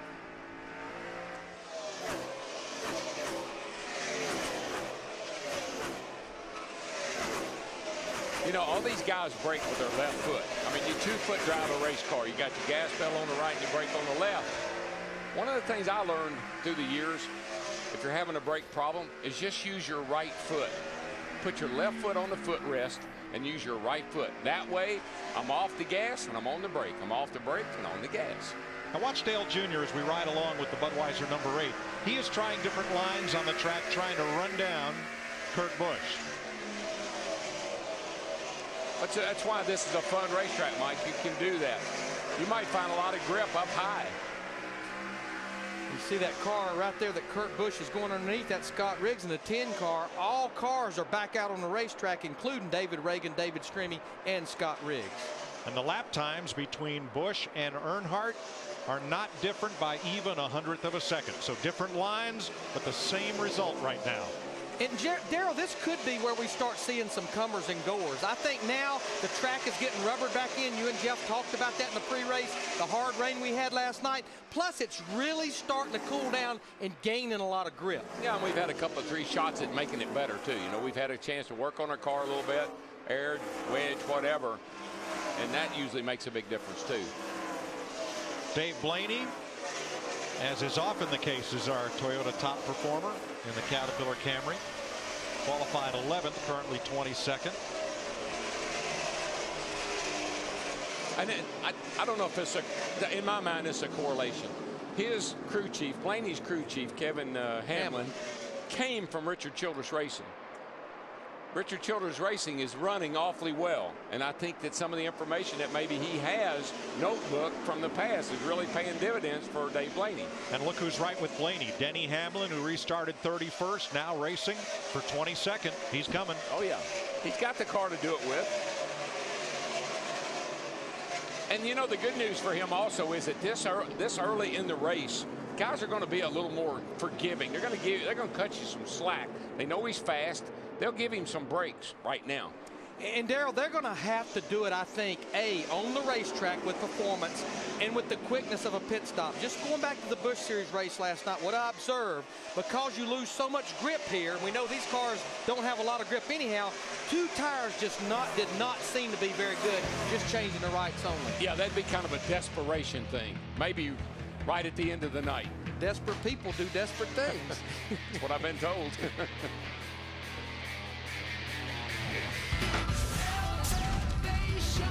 Every track has different challenges.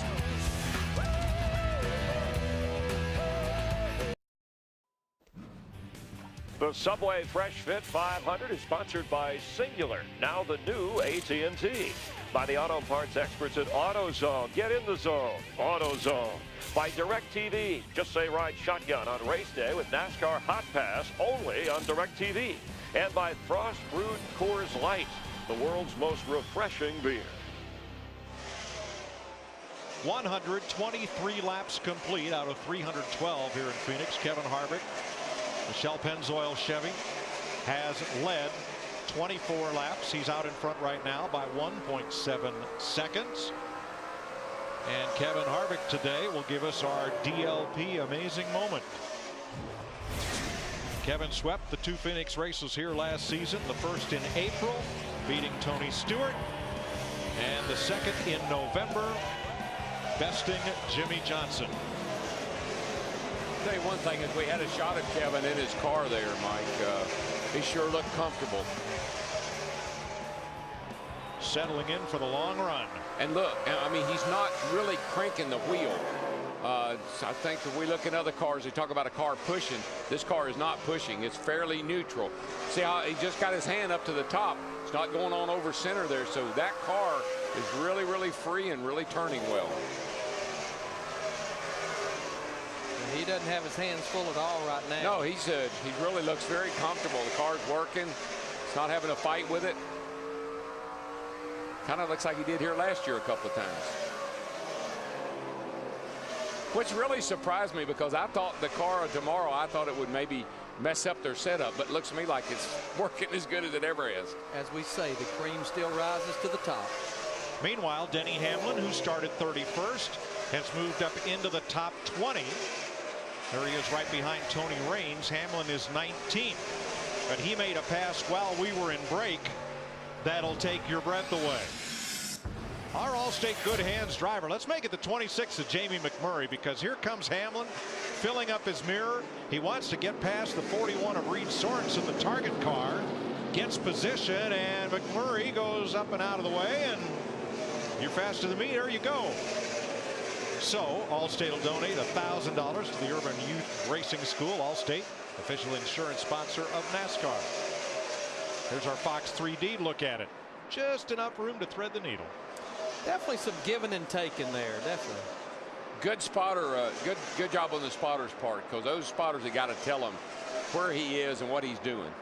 You ever try to thread between two 3,200-pound needles? I know you have.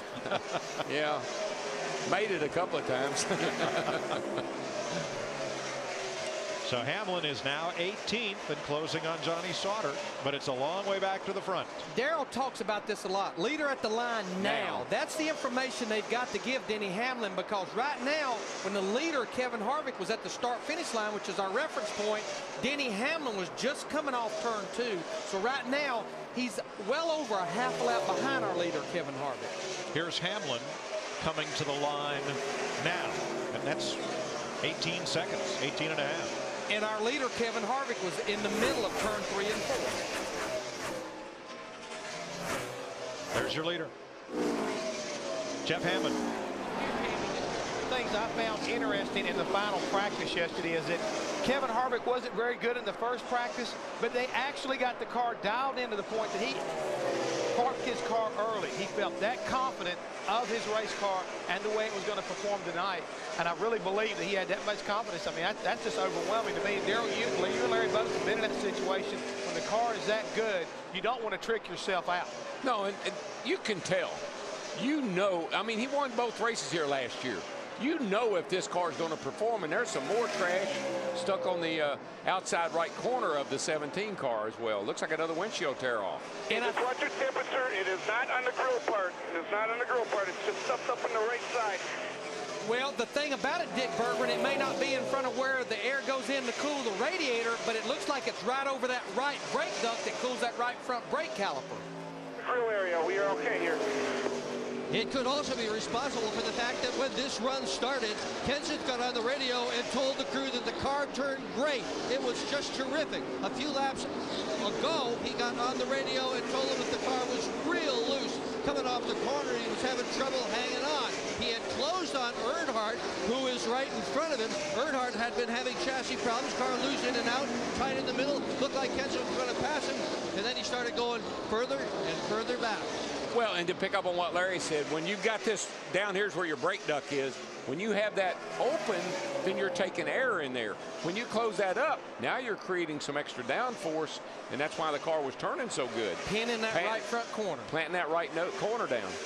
We're 133 laps into this race. 312 is the total. And there, back at 18th position, Johnny Sauter giving up a spot to Tony Raines. Kevin Harvick is your race leader. Harvick has led the last 34 laps of this race. Pole sitter Jeff Gordon led 28 circuits, and Denny Hamlin has led 70 laps.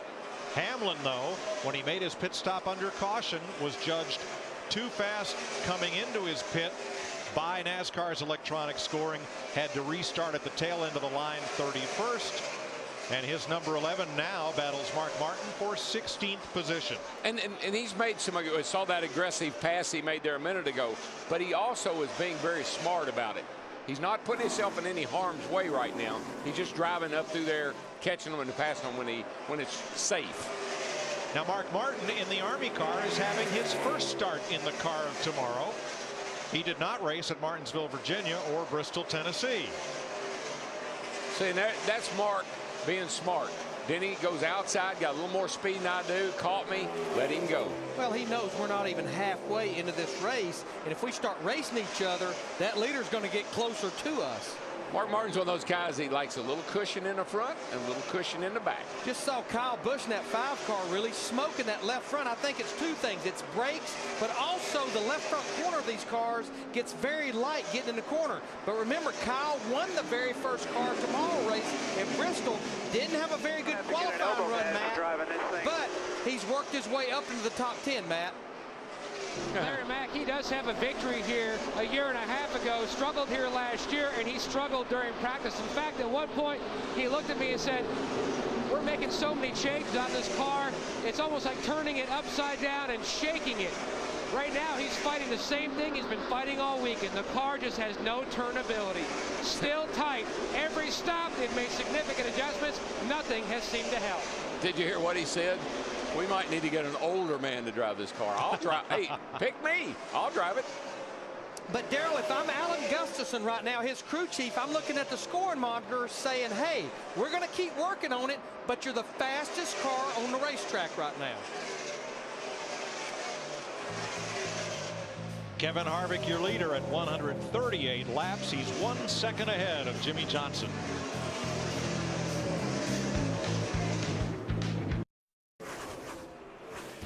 NASCAR on Facts. Nice to have you with us from Phoenix, and our Q Motor Oil race summary. 4 leaders, 4 different lead changes. We are checking on debris right now. We've had 3 cautions and nobody's out of the race. Kevin Harvick has led more laps tonight than all previous races combined this season. Remember, he won the Daytona 500. Denny Hamlin led 70 laps after Jeff Gordon led early, but penalized. You see Harvick right on his tail here.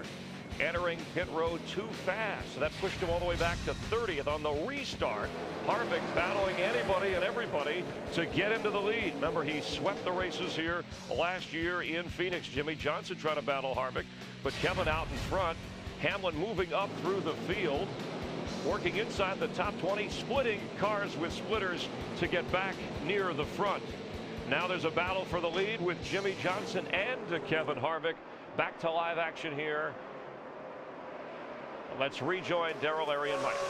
Well, what I was seeing in that battle was with Juan Montoya. That 42 car was doing everything he could possibly do, trying to pin the leader behind lap cars and everything else, trying to keep him going a lap down himself. And now he'll fight to stay the first car a lap down, where if we get that caution, he'll get the free pass and be back on the lead lap. And over on the right, the DEI teammates, Truex in the 1 and Dale Earnhardt Jr. in the 8. Battling, that's back at 6th place. Kurt Busch has moved up to 5th. While we were away, Kenny Wallace had the window net come loose on the driver's side of his car. That's a mandatory safety feature. He had to stop to repair it and dropped a lap. And that's a 78 car right there behind Kevin Harvick. And I think when they came in to put the window net up, they also put fresh tires on that car. That just shows you what fresh tires will do for you. And there is caution on the speedway.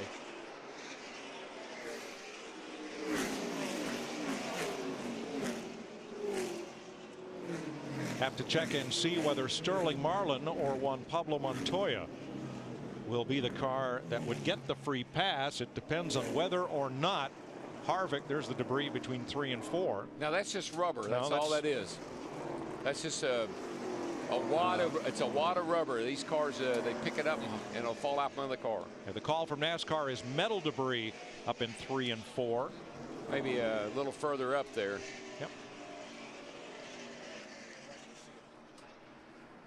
There are some. That's tape. Montoya will get the free pass. He was the first car 1 lap down at the scoring loop. The cars passed immediately prior to the caution flag coming out. So caution is out for the 4th time and pit road is open. Everybody on the lead lap can pit this time. Krista. Tony Stewart heated on the radio because he wants to race. He's tired of cautions. He said his car is just a little bit free. Steve Burns. Jeff Burton says the biggest place I'm getting loose is getting into turn 1. My rear grip is better, but I'm struggling in the center. Dick? Junior, consistently running in the top 10, says the car is 60% loose, 40% tight, and he has let the crew decide what to fix it. Matt. Leader Kevin Harvick says the car still too free on exit. Great stop by the Shell Pennzoil guys. They made an air pressure adjustment of both rear tires in the previous stop. Made another air pressure adjustment this time as well. Hey, the guys that rose to the occasion that time, Greg Zeppedelli in that 20 car with Tony Stewart, I know they only gained 1 position, but they had an awesome stop. 31 had some sort of issue. There's another guy at a great pit stop. Matt Kenseth, that 17.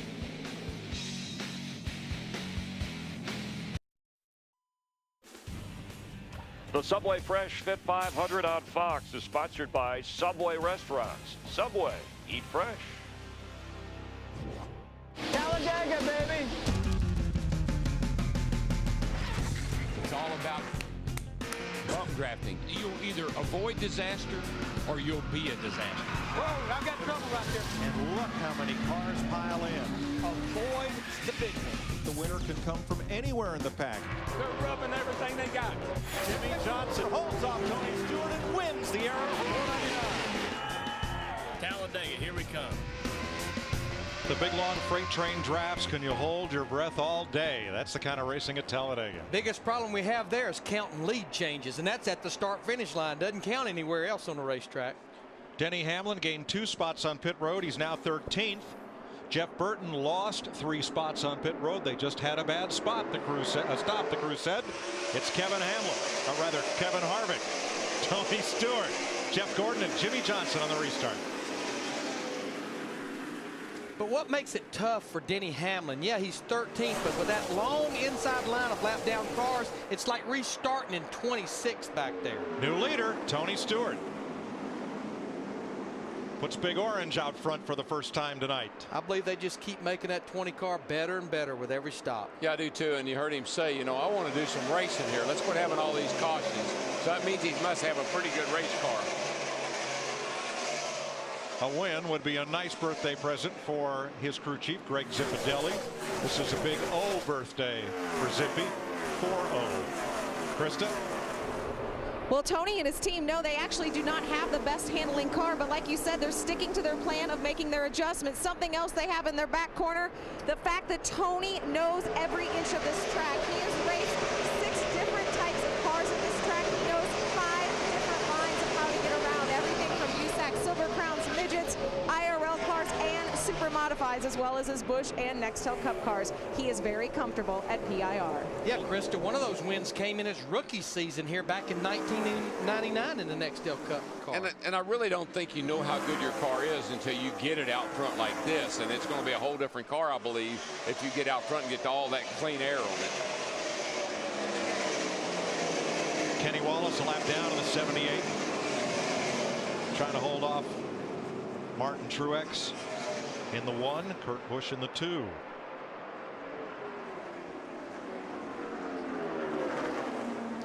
See Jamie McMurray right there in the 26 car started the race on the outside of the front row. Right now he's 1 lap down because of having to come to pit road under green, overheating, and Denny Hamlin just continues to march back to the front as he battles Carl Edwards for 12th, and I mean literally battling.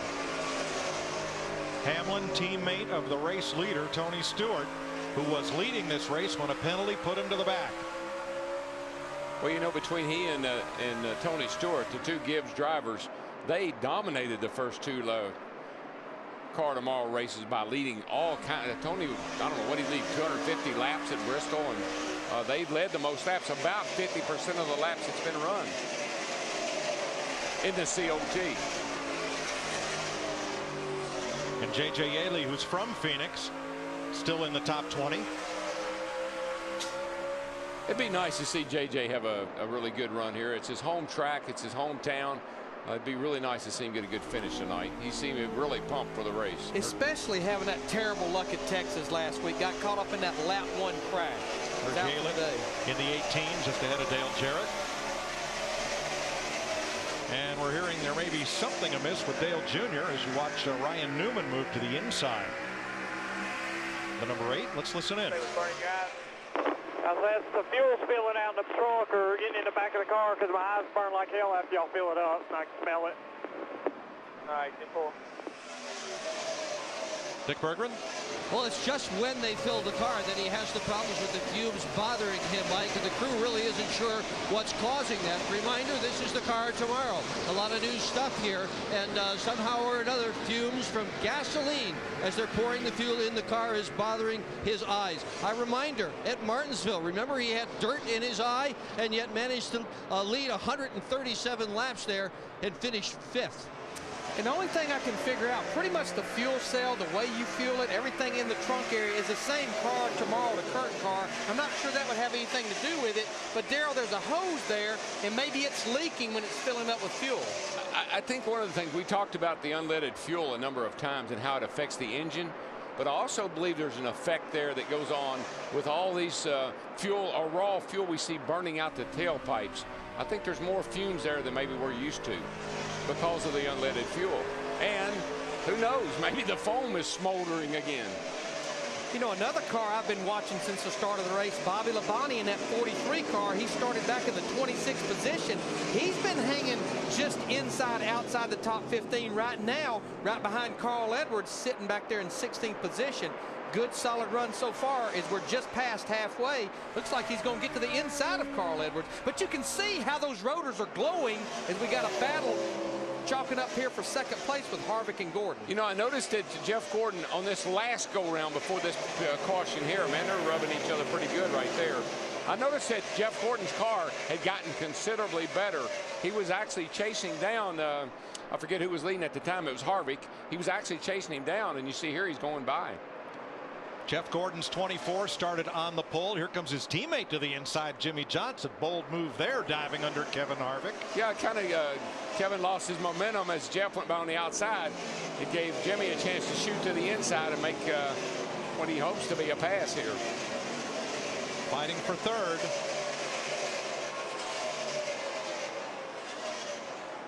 Got to be really careful driving off into these corners side by side like that. A little slip up on the guy on the inside, and somebody's going to go for a slide. And we see that a lot in these long sweeping corners.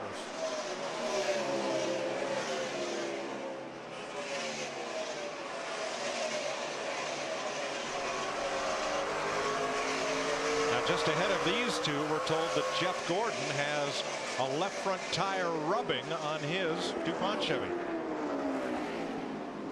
Well, that's probably when he and the 29 made a little contact.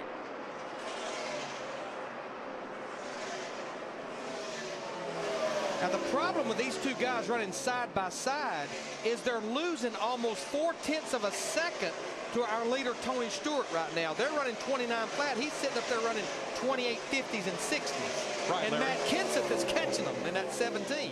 Kenseth's catching them, and Jeff Gordon's driving away from them. I think they just got the message. Yep. This battle has to resolve itself. Stop playing games and get in line. Because you can choke each other down here the way they were running there. You just lose all your momentum. And here comes Kenseth in the 17. What you want is a car to work nice on the outside like Kenseth is in 1 and 2, and then be able to run the bottom in 3 and 4. That's the best way around this racetrack. See if we can spot where Jeff Gordon got that damage on the left front. Boy, those rotors on the 29 are red hot. Let's see what we got here, guys. Yeah, that's what I thought. He and Harvick, they get really close together. Yeah, that's not much. It's not much, but it doesn't take much. Got to remember that's in slow-mo. Didn't even scuff the paint off of Harvick's car. And Steve Letarte talking to Todd Berrier right there. Todd Berrier, Kevin Harvick's crew team. It's like, guys, what are we doing here? Neighbors.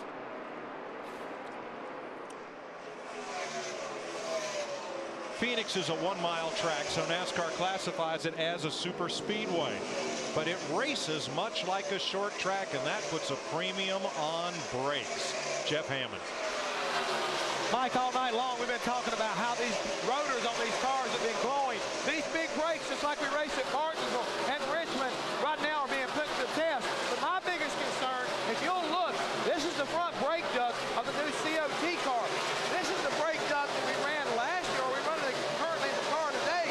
This brake duct will basically go inside the front of this one. I'm wondering if we're getting enough air to the brakes to keep them cool. A lot of these rotors are glowing red. Guys are using them very heavily. We've also seen the issue tonight of guys getting a windshield tear off stuck to the front of the car. Not only getting on the front of the grill, but also getting on in front of these brake ducts. Hopefully this won't happen anymore because it's sticky back. Even though you get behind another car, it won't release. It's just stuck there until you get a chance to come in pit road and pull it away from these openings. We've already seen the 26 car run hot. We've seen the 17 car have handling problems and potential brake problems because of these tear-offs. Guys? Thanks, Jeff. 172 laps complete. Tony Stewart, your leader. Jeff Gordon, 0.7 of a second back, is a little quicker than Stewart right now, and Jimmy Johnson in third is a little faster than both of them. Catch me if you can.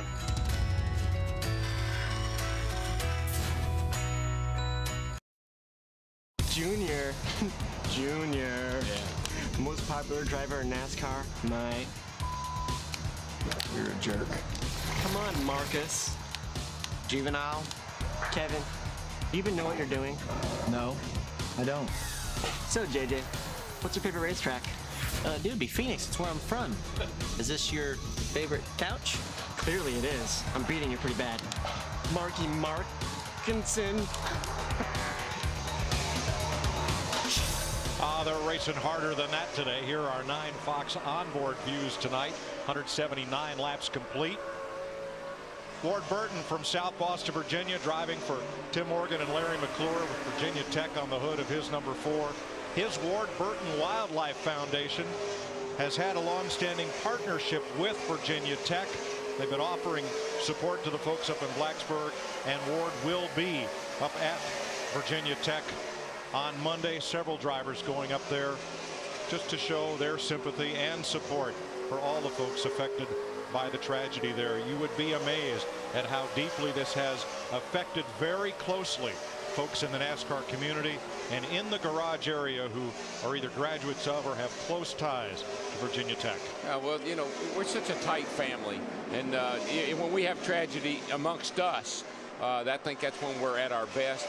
And we all got great friends and family that are at Virginia Tech, so we really can identify and be a part of what's going on there. You won't find a closer knit group of people than the NASCAR family, whether it's tragedy within our sport or within any other sport out there. 8th place, Ryan Newman. Then the Alltel Dodge trying to get past Martin Truex Jr. 6.5 seconds behind the leader and running just identical lap times. It's amazing actually how many cars are running so close to the same times. Our leaders are all 29.0s all the way down to Harvick. He's a 29.1. Then we go 29.1s for quite a ways. But Steve Burns, Darrell and I were talking to each other during the break. As a whole, with 129 laps to go, this seems to be the best both Penske cars have run as a team all year long, Steve. Larry Mack, Ryan Newman has just one top 10 finish this year. And Larry, you were talking about the temperatures going down. Ryan Newman actually apologized to his team prior to the last pit stop. He said, I should have let you do more adjustments. The cool temperatures are upsetting the balance on the car, but they have gotten significantly better. He said that he's not as tight as he was earlier in the race. I tell you, I'm worried about that 29 car. A little earlier, I saw all 4 brake rotors glowing red on that car, and he's been falling back a little bit here over the last little bit. I'm not so sure he's not having an issue. And we normally don't see the rear brake rotors glowing because you have much more front brake in these cars, even with the adjustment.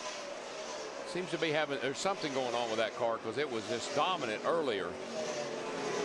What could it be, Matt? Basically, Mike, it's just the handling of the race car. He said either the tires aren't matched up right, or it's just they might have gone a little too far in their adjustments on the last stop. He says the car just has no grip whatsoever. He's just hanging on right now. Well, Matt, he's going to have to hang on for about 35 or 40 more laps because that's how long it is to our next pit stop should we stay green. And that's why I think the rotors were glowing. When the car doesn't handle, you just got to use a lot more brake. Kurt Busch in 6th place. His teammate Ryan Newman 7th. They're the 2 leading Dodges in this race. Well, that car right there last weekend could have won that race at Texas. Kurt Busch could have. He had a great car down there, pitted, and the caution came out. 187 laps complete. Tony Stewart's picked it up. He's once again just as quick as the rest of the front 5, and Stewart is out front by half a second. The Subway Fresh Fit 500 on Fox is sponsored by DLP. HDTV powered by DLP. It's amazing. It's the mirrors. By Sunoco, the official fuel of NASCAR. Sunoco fuels every driver in every race. What fuels you? By Paramount Pictures, the new film Next on April 27th, rated PG-13. And by Toyota, moving forward. Tony Stewart is in a hurry. Watch from Dale Jarrett as Stewart threads the needle between Jarrett and Ward Burton. Why? He's got Jeff Gordon right up his bumper. That's why. See Jeff back there. You can do that off that corner. We saw Denny Hamlin do it. As long as everybody cooperates, you can do that. And not far behind Jeff Gordon, you saw that 48 car, Jimmy Johnson, who has now taken 2nd spot away from his teammate, Jeff Gordon. 48 car's just been lurking back there, I believe. I think that 48 car gets really, really happy on a long run. Juan Pablo Montoya trying to stay on the lead lap as Tony Stewart moves around the outside of the 42. And puts the 7-time Formula One winner a lap down. See Jimmy Johnson, the 48 car, still sparking. He's been sparking for 195 laps, and we got 117 to go. Now, Denny Hamlin was leading the race when he pitted, got a speeding penalty, restarted 31st, did a good job of climbing up to the top dozen but that's where he's stuck in 12th place. Yeah, it gets a little, the closer to the front you get, it gets a little bit harder every time you catch somebody. And right now he's about a third of a lap behind our leader Tony Stewart. His pit crew got him a couple of spots with the pit stop the last time he's only gained 1 spot since that restart. But you know, that's a lot of maturity, Larry. He didn't panic. He got himself back in the top. He's 11th now, so 12th. Another good pit stop, another round of adjustments. He'll be right back in it. And a good run for Jeff Green. 1 spot there behind Denny Hamlin. He's been a top 15 car all evening. He's got to be kind of liking this car tomorrow. I mean, he's had some two good runs in this car. 197 laps complete. Tony Stewart, your leader by 0.8 of a second over Jimmy Johnson. Earlier today, Jeff Hammond filed this State Farm safety report. We've seen where crashes at the front of the car can lead to the car catching on fire. And the reason for this is for the fact that the fuel pump, which is bolted to the front of the engine, gets broken off. The fuel inside the pump can create the fire, and the fuel siphoning down the fuel lines can also add to the blaze. Because of this, NASCAR decided to lead to the development of a cable-driven pump by Waterman, which is located in the trunk of the car. Now, this pump can be mounted to the top of the check valve, which this one is here, or it can also be mounted to the back of the rear firewall in the trunk area. Now, the key reason of this is when the engine stops, the fuel flow stops. And any driver will tell you that in the event of an accident, if you can reduce your chance of fire, it's a better thing. Thanks, Jeff.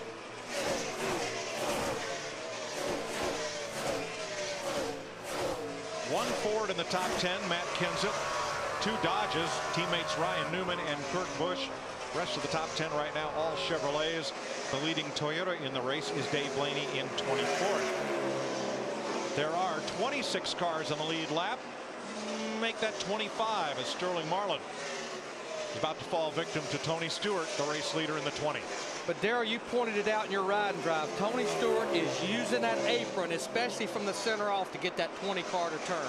Yeah, you get that left front tire down on that apron. That tire's got positive camber in it. That inside edge will start to dig into that apron and make that car turn for you. Well, we heard the story earlier. Stewart has 2 USAC wins here and 2 Indy Racing League wins here in an Indy car. And he is an expert at finding a line on a short track or a flat track that nobody else runs on, making his car go. He's out in front by 0.7 of a second after 201 laps in Phoenix.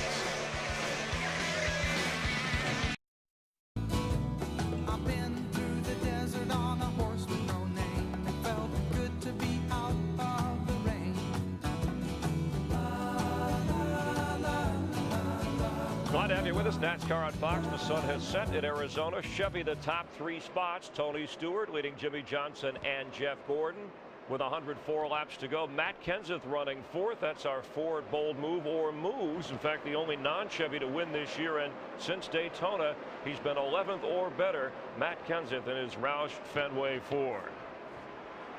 So far in this race, the pole sitter Jeff Gordon led the first 28 laps. He had some communication problems early.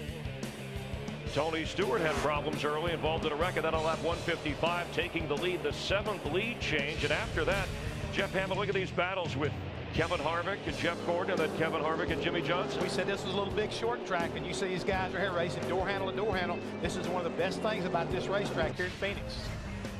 6 leaders, 7 different lead changes.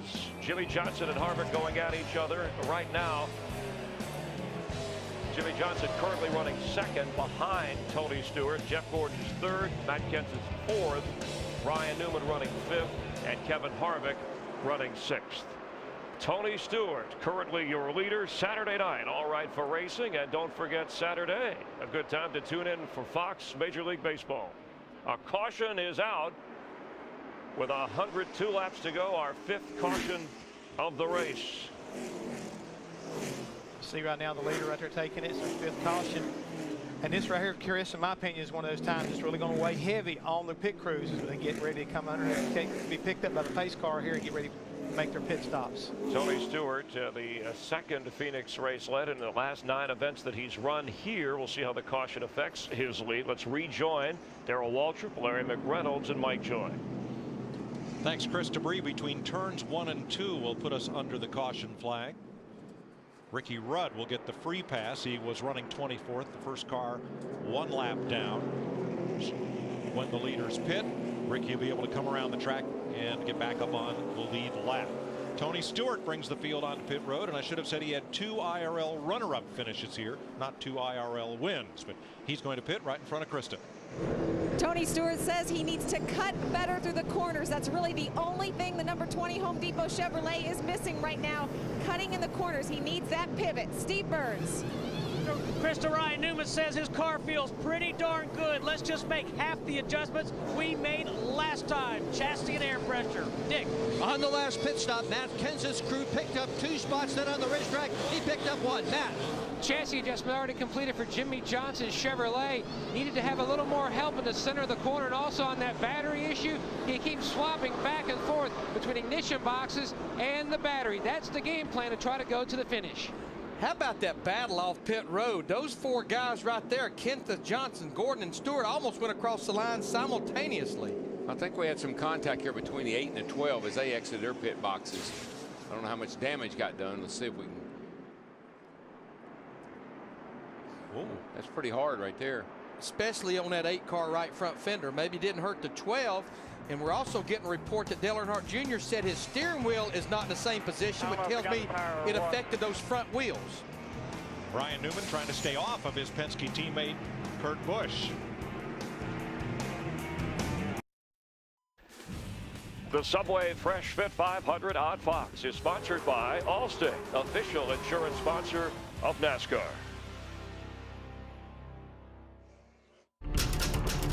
Rivalry. One who competes or attempts to outdo another. The latest chapter in the Red Sox-Yankee rivalry was about to begin. He looks out the left field. Going to be a tough play. Jeter on the run, makes the play. Ortiz in the deep right field. Back is Sheffield. We'll see you later tonight. There's a drive on the line to left field. Come on, Moose. Next week, Red Sox, Yankees, and Cubs, Cardinals. 3:30 Eastern, 12:30 Pacific. The rivalry is back on Fox Saturday Baseball. Even Petty versus Pearson couldn't compare with Cubs, Cardinals, or Yankees, Sox. Greatest rivalries in sports. Next Saturday and next Sunday, we're at Talladega. Fastest speedway on earth. The race off pit road was too close to call. That's why we have, and NASCAR has, a super slow-mo camera right there. It was that close. So close that Steve Letarte, the crew chief on Jeff Gordon's car closest to the camera, went to the NASCAR officials to plead his case. He should be leading the race on the restart. NASCAR has it scored that Tony Stewart was the first car to the line at pit exit. He's turning into Pop-Tart tonight, because every time we see him, he's popping up off that seat. And before it was with Harvick and his crew chief. Now he's over there with the NASCAR people. There's the camera NASCAR uses at that line. And certainly while Steve Letarte is pleading his case, he'd much rather be out front here, because you know what? This race is winding down. We only have 96 laps to go. Our final singular virtual crew chief question for the night. Will Jeff Gordon finally win at Phoenix? He's been trying since 1992. Yes or no? Text the word crew to 191 on your singular AT&T wireless phone, or you can go to foxsports.com to cast your vote. Well, he would accomplish 2 things. If he did, he would win a race here, and he would have won it from the pole, which no one's ever done. And he would break a tie with Dale Earnhardt on the all-time win list. And he would get 10 bonus points to add to his points total when they reset the top 12 drivers headed into those final 10 chase races. 10 bonus points for each win.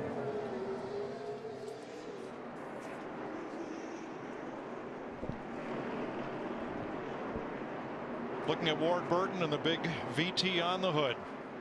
Our thoughts and prayers with everyone affected by the tragedy at Virginia Tech. We'll stand silent on this restart, and for all of them and all of you, we'll crank it up.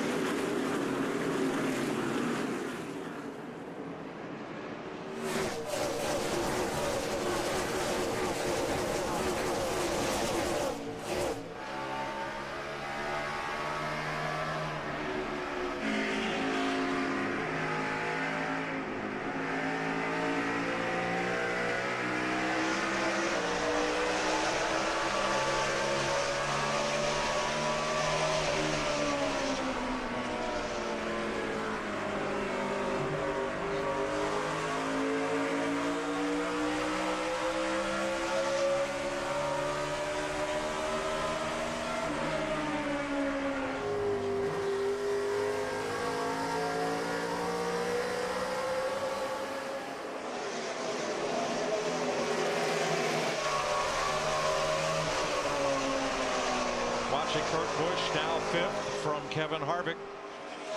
Bringing his teammate right along with him, too. Those two cars are really, really running well tonight, the 12 and the 2.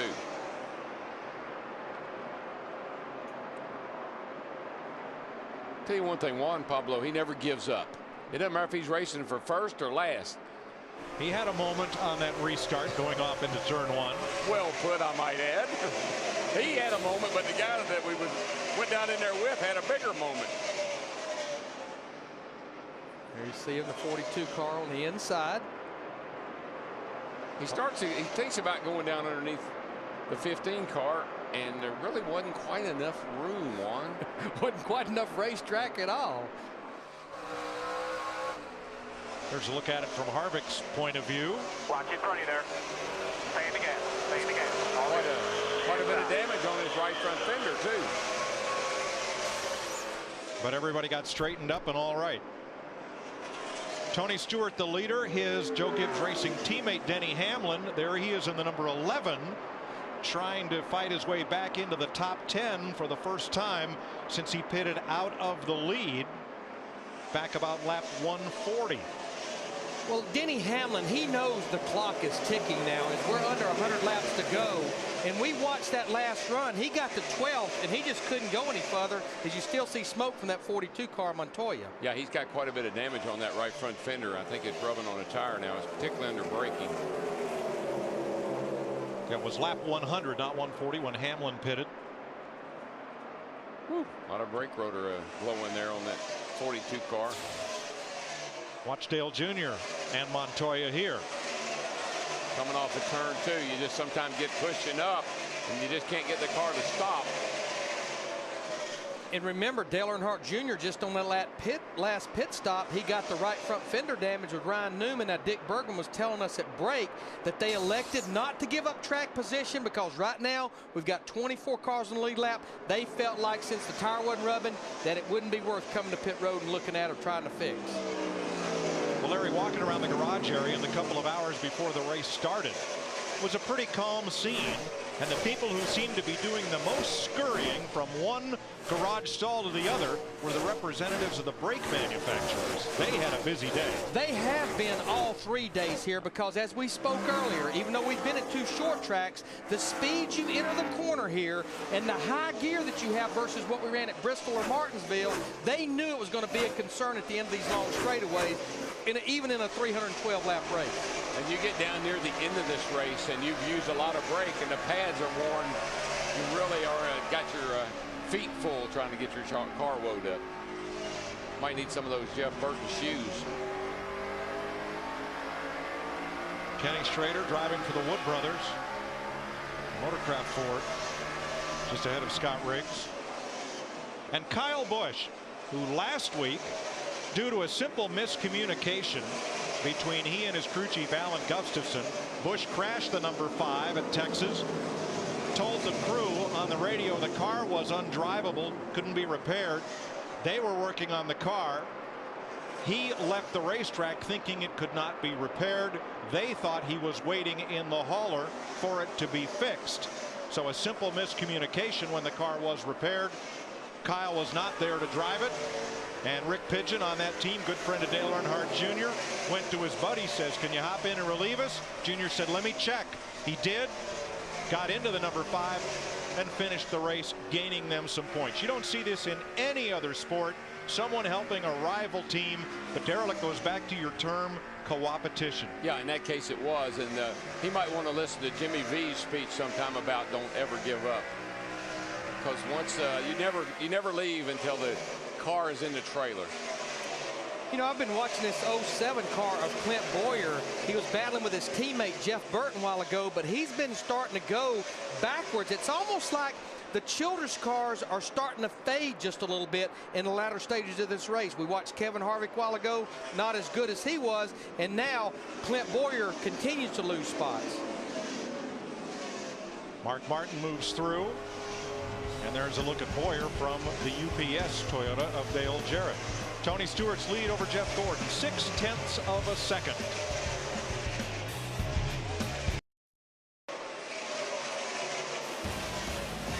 76 laps to go in the Subway Fresh Fit 500 on Fox. Tony Stewart, two-time Nextel Cup champion, out in front of Jeff Gordon by 0.6 of a second. Look a little further back, where Denny Hamlin has just passed Kyle Busch. So Hamlin's march from 31st at lap 100. He's back Took to him 137 laps to get back up into the top 10, but he is there. Now Jeff Green having a strong night. He's the 12th place car, driving for Haas Automation Racing in the 66. We'll take you through the rest of the cars on the lead lap. Carl Edwards in the Roush Fenway 99 Ford, 14 seconds off the lead. And here's a guy that we haven't talked a whole lot about tonight, but by golly, running a great race. Bobby Labonte in the old 43 car. Not a mark on that car. Steady Eddie. J.J. Yaley, whose dad, Cactus Jack, a well-known sprint car racer both in the Phoenix area and on the World of Outlaws circuit. J.J. did a lot of open wheeling before he moved up to Cup. He is 15th. Next guy, Chris Devoto, talked about him earlier. Johnny Sauter in his 70. Remember, comes in here 35th in owner points. A good finish could give him a little bit of a cushion headed to Talladega. Last week's winner, Jeff Burton, in the singular 31. Had that bad pit stop. And he never has overcome it, Mike. He got back there about 13th, 14th, and been stuck right there. Burton is 17th. Mark Martin running a partial schedule, his 6th race of the year in the Army car. And Mark right now is 18 seconds back of the leader in 18th. Well, Mark might have a little bit better run tonight than he's having, but this is his first race in the car tomorrow. Here's another car having a great run up there in the top 20. Tony Raines, this 96 car, had a great run last week at Texas, finished 13th, right there in the top 20 again tonight. Yeah, they got to be feeling pretty good about themselves. They've really made a lot of progress over the last few weeks. Clint Boyer in the DirecTV 07, and then Joe Nemechek 20th and 21st. You know, Boyer coming off that win last night, exciting win here in the Busch race. I thought he'd run a lot better tonight. I thought, matter of fact, I thought all the Childress cars would be a little bit better, but they're fading here late. Nemechek is 21 seconds off the lead, and that number 13. You know, another surprise has been this 16 car, Greg Biffle. He's still hanging in there on the lead lap, but Mike, we've been watching his pit stops. Wholesale changes every time he comes to pit road by Pat Tryson and that crew. Just can't get that car quite right for Biffle. The first of the Robert Yates Fords is Ricky Rudd, and he's the veteran from Chesapeake, Virginia, in the 23rd position. Got the lucky dog there earlier on, didn't he? I think he did. Yeah, he was one of the cars. He got a lap down and then got it back, so he's holding his own now. Right now, Robert Yates Racing, they're looking for next weekend at Talladega. Right. And you're riding with Reed Sorensen, trying to take away Rudd's 23rd position. The Target Dodge of Sorensen is the last car on the lead lap. And there's the leader, top of your screen, Big Orange, Tony Stewart, who has now been out in front for 88 laps, the most of any driver tonight. 68 laps to go in Phoenix.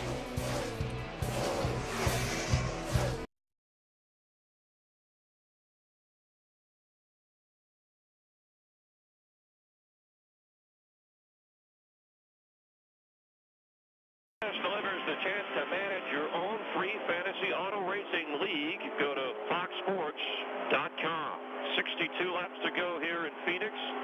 Tony Stewart, who has led the most laps, 90 plus, leading Jeff Gordon, Jimmy Johnson, Matt Kenseth fourth, and Jeff Gordon stalking, hoping for his first ever win here in Phoenix and hoping for his 76th career win, which would tie him 6th all time with Dale Earnhardt. He started the race, Gordon, as the pole sitter, but communication problems with his helmet. He ironed that out, led the first 28 laps.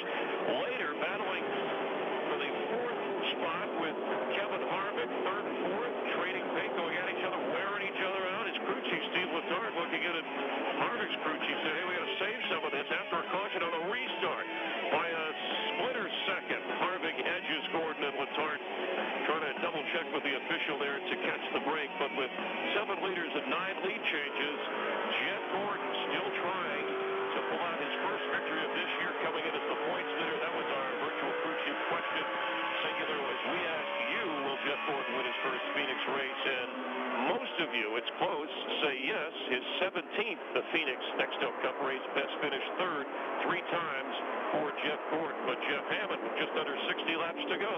Pit stops, how soon will they come, and what kind of advantage will they play for Jeff Gordon? Well, right now you can see pretty easily that our public right now is kind of torn whether Jeff's going to be able to pull this thing off or not. But about lap 285, 290, we can expect these teams start making green flag stops. And I really believe that's what's going to make the difference. We've seen early on the night, Denny Hamlin got in trouble speeding in. We'll have to be very much on top of their game and get down pit road. And these crews can't make any mistakes. We've seen several mistakes made on pit road this week. So that's going to be the other thing that's going to kind of play out. The crews have got to be perfect, Chris. I believe it's going to come down between Tony Stewart and Jeff Gordon. But don't rule out Jimmy Johnson. Just, 58 laps to go. Yeah, we already had a Jeff Gordon, Jimmy Johnson finish earlier this year. Johnson with 3 wins in the 7 previous races, so it should be an exciting finish. Let's rejoin Darrell Waltrip, Larry McReynolds, and Mike Jones. And we've had a few audio difficulties equipment-wise. We apologize for that as Tony Stewart leads this race with 57 to go. Darrell, he's not pulling away from Jeff Gordon. Jeff Gordon's not gaining on him, but the battle is joined right here for 3rd place. Yeah, and I wouldn't count that yellow 17 car out just yet, because this is a kind of race that Matt's really good at kind of laying back there and letting everybody back up to him. We're going to make a pit stop and throw a spring rubber at the audio equipment, trying to get that fixed up for you. Stewart, your leader with 57 to go. You're watching NASCAR on Fox.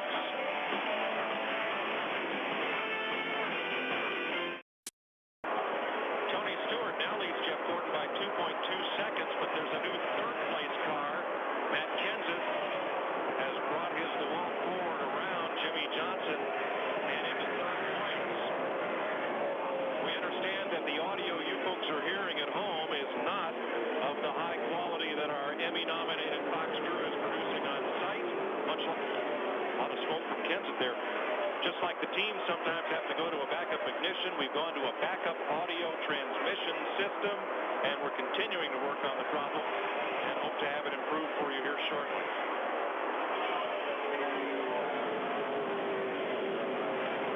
Not sure what's going on with Kenseth. I heard him. I think we had some radio conversation there a little bit ago about the car getting on the splitter. That could be what that was. Got down in the corner, heavy braking, and that was coming from the nose dragging the ground. But I definitely agree with what Jeff Hammond was talking about. We're getting within about 15 to 20 laps. What could possibly be the last pit stop of the night. It'll come somewhere with 20 to 30 laps to go. You can't have any mistakes, and you've got to make the right adjustment, because this probably will be the last shot you get. But we've been watching this Penske group here. Kurt Busch, that 2, Ryan Newman, the 12. They've been hooked together almost all night long, right there just outside the top 5. I have seen outside the top 5. I have seen vast improvements in these 2 cars the last 2 or 3 weeks. Again, Kurt Busch had a really good shot at winning last week. They're running well tonight, 5th and 6th. Great improvement in these 2 cars. And, thanks for your patience with our audio difficulties. We believe we have that straightened out now. And Mike, I know it maybe didn't show up at Bristol talking about those 2 Penske cars, but if there's an organization that tested the car tomorrow more than anyone else out there, it was the Penske group. Kevin Harvick led a lot of this race, 54 laps in fact, for Richard Childress. He's now dropped into the 7th position, 8 seconds off the lead. This battle is for 8th. Denny Hamlin trying to get back to the lead where he last was at lap 100. 167 laps later, Hamlin has just moved into 8th. And that just tells you when you have when something goes wrong. Talk to him about your car when you get a chance. When something goes wrong, you get back in the field like that, how long it takes to overcome it. And Mike, there's no question, Denny Hamlin's lap times, they're better when he's out in clean air like this, better than anybody on the racetrack. But the problem is 9 seconds up there to Tony Stewart with 7 other cars in between him and Tony Stewart. Denny Hamlin's one car that definitely needs a caution or 2 to try to get caught back up. Steve Burns has more. Yeah, Mike, expect Denny Hamlin to hit pit road on lap 286. Those orders coming from crew chief Mike Ford. Denny saying the car is good, just a little bit tight.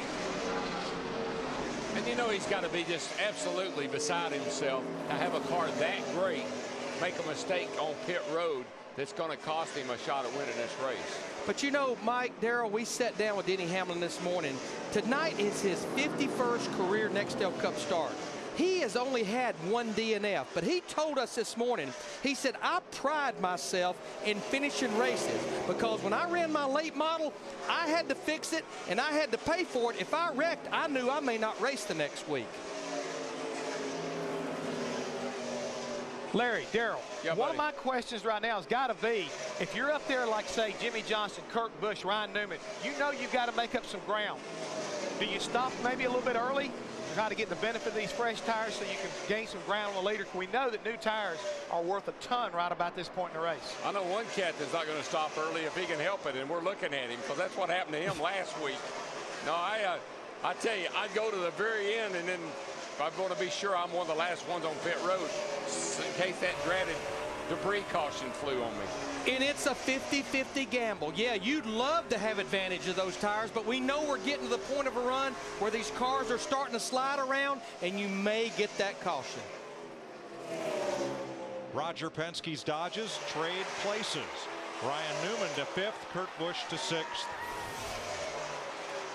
No rivalry there. A lot of great rivalries next Saturday, 3:30 Eastern Time.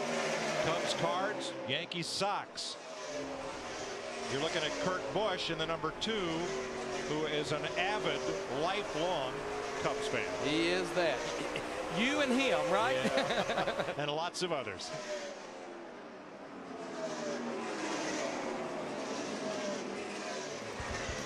Tony Stewart continues to lead Jeff Gordon. The margin now is 1 second with 40 laps and a pit stop to go. Don't go away. The Subway Fresh Fit 500 is sponsored by Allstate, official insurance sponsor of NASCAR.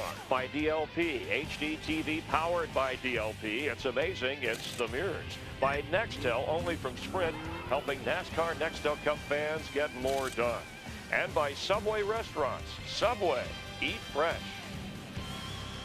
For the first time tonight, green flag pit stops for the leaders. Dick Berggren. And Junior has decided to short pit before everybody else. Here's the strategy. Whoa, they just got that left rear tire on. Krista. Martin Truex coming in. The rules on the radio do not speed. That is what Bono Manning told Martin Truex. They made a slight air pressure adjustment. They're also making a track bar wedge adjustment for this last run. Tony Stewart left at your screen, the race leader by 1.4 seconds. For the last 2 laps, his crew has been up on the wall, standing on the wall, tires at the ready, but they have not yet brought the leader in.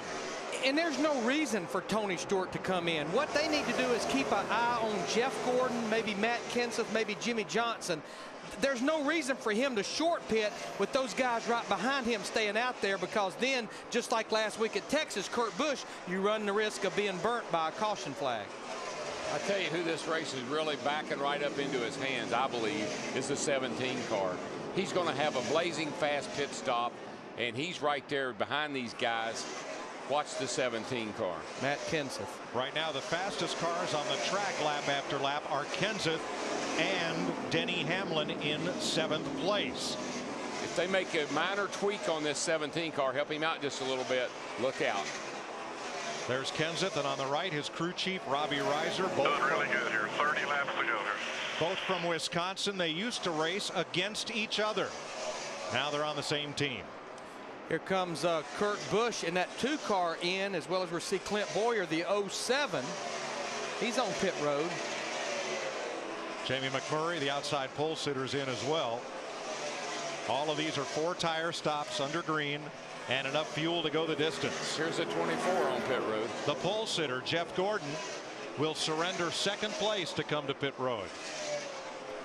Now this is where Tony Stewart, he's going to have to come pretty quick. We're seeing Ryan Newman the 12, Kevin Harvick the 29. Trouble. 4. Got a car around, big crash. Blaney, Yaley, and the number 1 of Martin Truex. And this caution will burn several teams and pin them a lap down because they pitted under green. See Jeff Gordon, they're going to go ahead and complete their stop. The 12 car down here, they had a miscommunication, and they were trying to decide whether they're going to go and change all 4 tires or not, and he drove off with a wheel loose. And now they have a violation. Now they put the car back in the box. Now he's okay. Yeah, his left front went on down pit road. Yep, he backed up outside the box. First, let's show you what happened to Ryan Newman in the 12. The Jackman he's totally confused. They obviously didn't know it was a 4-tire change. Somebody didn't. And there goes that left front. Well, I think they knew it was a 4-tire change, Darrell, but I think they panicked when they saw that caution flag. Oh, you know, like Blaney was trying to get on pit road. And Carl Edwards got rear-ended, and here comes Yaley, poor old Yaley. The luck continues for that 18 car. See, Martin Truex Jr., the 1 car, just had made that pit stop, just barely got stopped. Yeah, his new tires are now junk.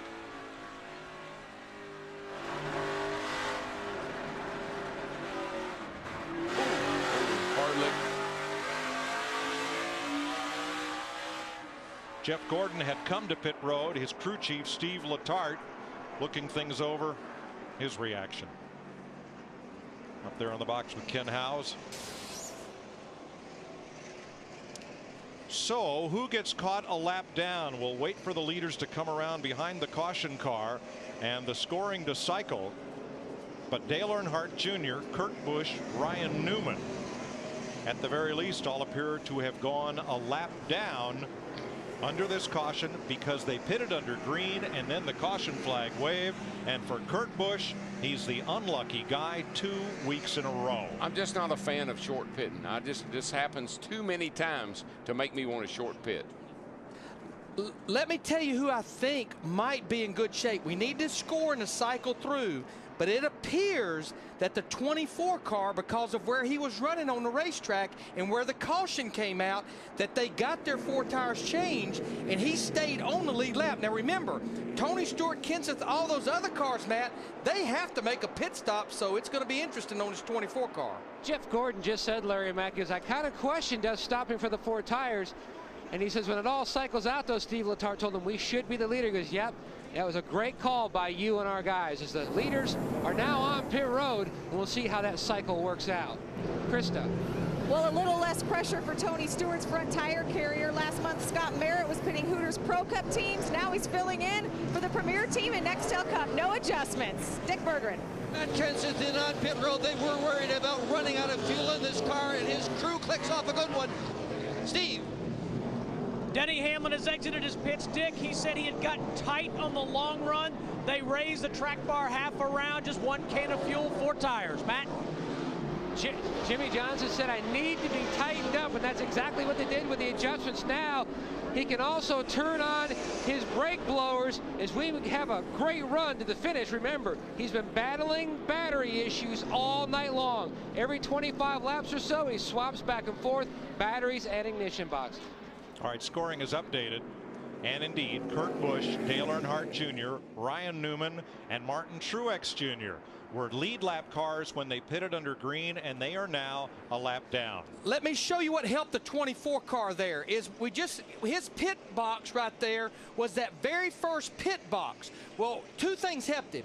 Running near the leader and having that very end pit box, so he had to only move a few feet to stay on the lead lap. That's what qualifying on the pole. There's his pit box right there. He only had to move to right there, and the field's frozen right there. So that's great call on that team.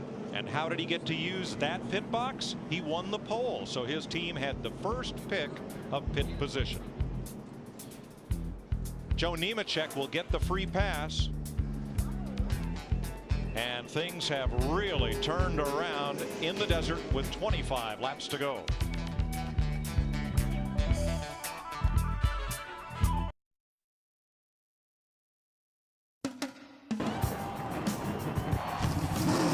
Clear it out, be ready. Green, green, green. Chris, the pedal's on the floor. Gonna try and come back inside. Keep digging, you're better than all these guys. Slow it down, stay low, lower. Holy smokes, that was close.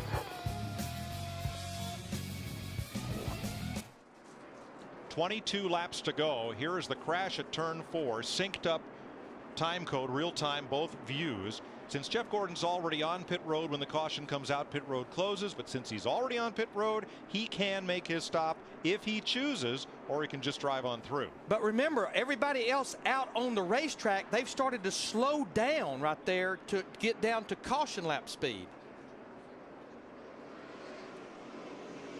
Our Nextel call of the race. There's the chirp as Nextel helps NASCAR and NASCAR fans get things done. Who's made the call of the race? Well, two things. The 24 to me, I mean, Steve Letarte did a great job of going ahead and making his pit stop. Jeff Gordon did a great job of not panicking and driving on through the pit and being at the back. No question. I'm going to go with a car that hadn't had a top 10 since Martinsville last October.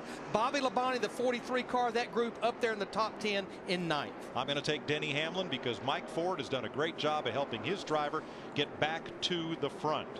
Now, here's a turn of events that will take a little explaining. Jeff Gordon was on pit road when the caution came out.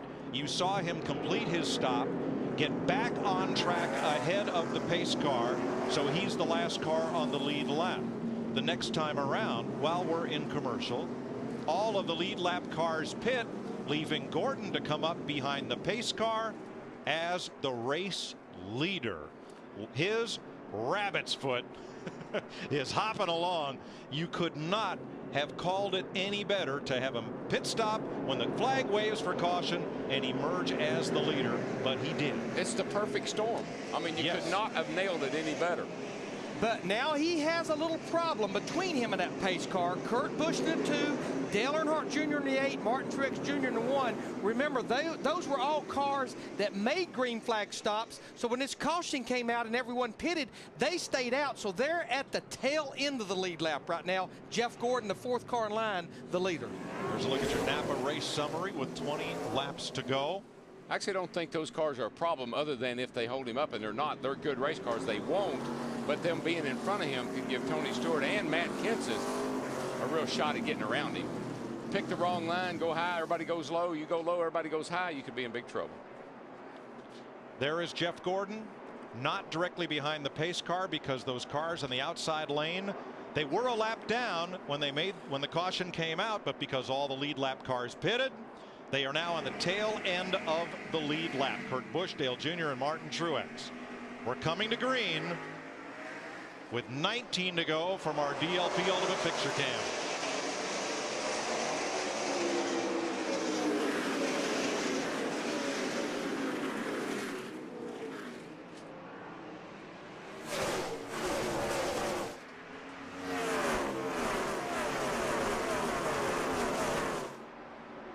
And as you can see, nobody's going to cut him any slack. Jeff Gordon, Martin Truex going to race him hard, trying to stay on the tail end of the lead lap. And so will Tony Stewart, right on Gordon's bumper. Saturday night shootout, 18 to go. Yeah, you better believe those 3 cars trying to race to stay on the lead lap, Truex, Earnhardt, and Busch, they need a caution, and Earnhardt Jr. is up on that wheel right now. There were 4 wide mid-pack, and Montoya brushed up against the wall and fell all the way to the back of the pack. I think he got so much debris on his tires, he thought he had a tire down. I don't believe he does, but he can't turn. For him, you're good. Probably got a ton of stuff on your tires. You're all right. Didn't know you could go 4 wide here, Darrell. But there it is. When there's 20 to go, you can. Right there. And look at Hamlin shoot through there in the 11. Got to go, baby. Got to go. Denny Hamlin is up to 4th. What a rocket ride back to the front for Hamlin, who was 31st after the penalty at lap 102. Yeah, he capitalized and made a pass for the 4th position over Jimmy Johnson in the 48 car. What I was saying on these restarts, man, you go the wrong line, you get boxed, especially off of turn 2. Because as you saw, you can't run 3-4 wide over there. It opens up that much. Hendrick Chevys 1st, 5th, and 6th. Gibbs Chevrolets 2nd and 4th. The Roush Fenway Ford of Kenseth in 3rd. Jeff Gordon has put a little bit of space between he and Tony Stewart, but he has his hands full right now with that 1 car, Truex Jr. Yeah, nobody's going to, you got to try to, Truex, you got to try to stay on the lead lap if he can, and so far he can. Tony's loving this. But Jeff Gordon's. He's not going to be still driving forward. Jeff Gordon's not a happy man. No. Oh, no. And he's got to go. or Tony Stewart will. Here comes that 11 car there on the right side of your screen. Denny Hamlin going after Matt Kenseth in that 17 for the 3rd spot. I believe he got him going down into 1. He got position on him. Whoa, Tony, 3 wide. No. Somebody's going to have to give, boys, before you get to turn 3. Stewart's going to try to stay in it on the high side. Did it, man. Truex had to lift out a little bit, open the door. Wow, what a move. And he took the lead. You can do that off of that corner over there if you're brave. That was unbelievable. I don't think that the 24 is real happy with anybody right now. 13 to go. Jeff Gordon says, you can't do that to me. Look how loose Stewart is off the corner. Gordon's coming right back at him on the inside. Oh, yeah, but they got trouble with that. Well, that's Truex right there. The 11 is back there a little further. Gordon goes to the inside. No more Mr. Nice Guy. Oh, boy. But, boy, he got a good bite off turn 4. He's going to take the lead back. 12 to go. This is great, isn't it? And Kenseth now is right with the 2 leaders. Look at that yellow 17. There's your front 3. I don't think Smoke is through with the back bumper of that 24 car just yet. And here comes that 17 car, Matt Kenseth. He says, you guys keep going at it. I won't up there. Stewart had a bite of the lead and a taste of it. Now he wants that whole steak. Boy, I tell you, I am impressed with Jeff Gordon. No quit in him tonight. He wants to win the race not only from the pole, but for the first time, and he has got a car that can do it. He's tired of running second with the car tomorrow. And they are starting to put some distance on Denny Hamlin in 4th place. He's got a little bit of room in front of him now. It's quite a ways up there to those other cars. 11 to go, 10 to go this time. Well, Jeff Gordon has just run a 28.45. That's 6/10 quicker than he ran any time tonight.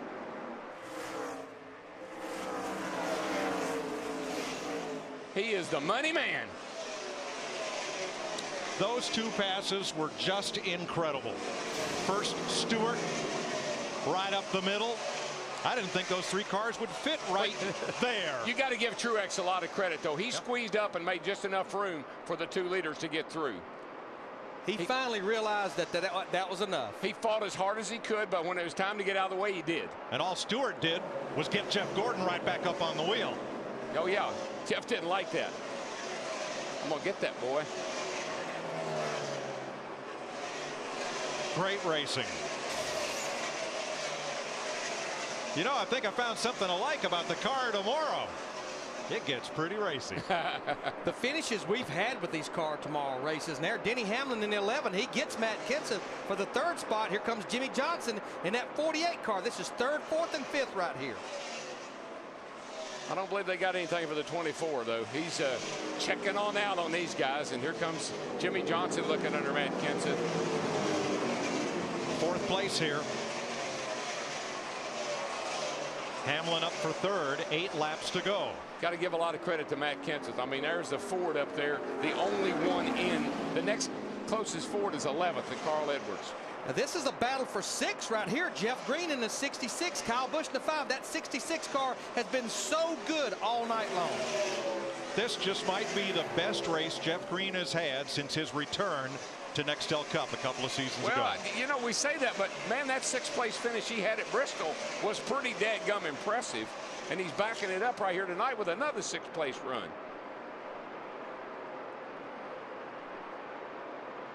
I think at this point, the 2 giants up front, Gordon and Stewart, I think they said, okay, I gave you my best shot.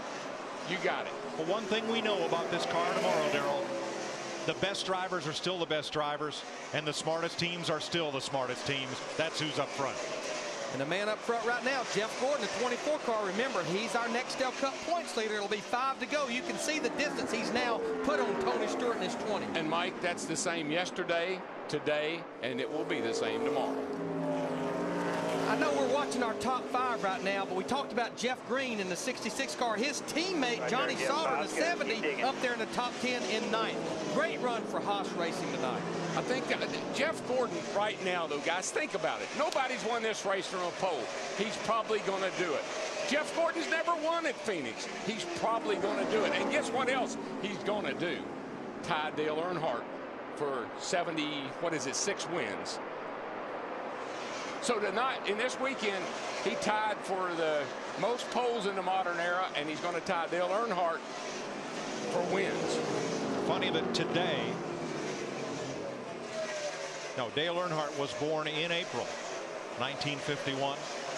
They'll celebrate Dale Earnhardt Day at DEI. Jeff Gordon is 4 laps away. And there is the all-time win list headed by the king, Richard Petty.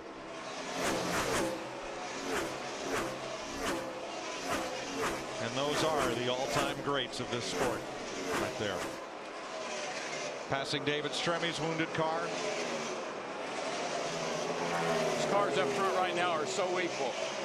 87 on Gordon, 83 on Stewart, Hamlin's in 81, Jimmy Johnson's in 83. That's your lead car. Everybody's in the 80s. They're same speed. 2 laps to go this time. I tell you, Smoke is going to give it one more shot, but I don't think he's got enough to get there. And nobody can say this was a cakewalk for Jeff Gordon. He had to fight his way back. A little bit more back there for you. White flag when you get down there. I mean, just how solid this group has been all year long. If they can hang on in the top 5, this right here. I'm not trying to start anything here, guys, but that right rear tire on that 24 car looks soft. I guess it didn't. But I know one thing, Stewart is closing in a hurry. He's got a half a lap to go, Mike. I guess Jeff is just being that cautious, but I thought I saw that right rear tire looked like it was a little soft. Jeff Gordon rounds turn 4. Become the first driver in the history of Phoenix International Raceway to win a Cup race from the pole. Jeff Gordon finally gets his first Phoenix win and ties Dale Earnhardt. Gordon, I got a special flag for you at the start-finish line. If you want it, bud, come and get it. Special flag. Look at the hats if you want an indication of what that flag says. A pretty good idea of what it will say.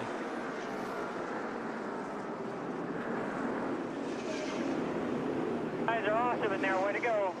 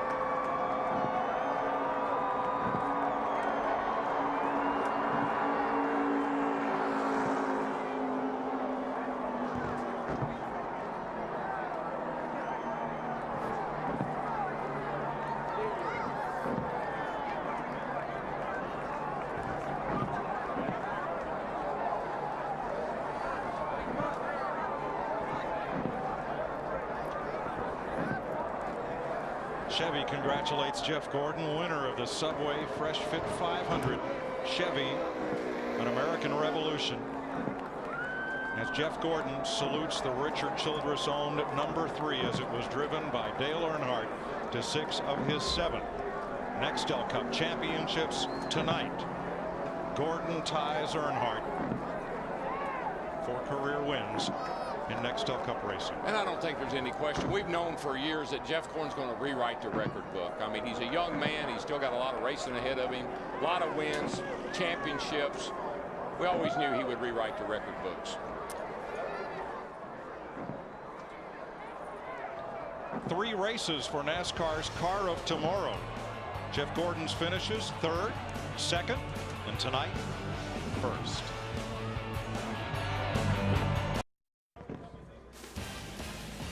Not since Chicagoland last July had Jeff Gordon driven into victory lane, but he's there now after a fierce battle with Tony Stewart. And Matt Yoakum's with him.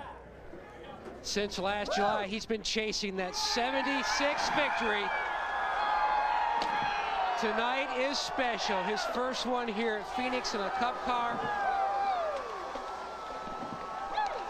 You've already talked to the boss. Dale Earnhardt Jr. came by to congratulate you. What does number 76 mean to you? Yeah, it means the world. You know, just to get a win at a track we never won at before.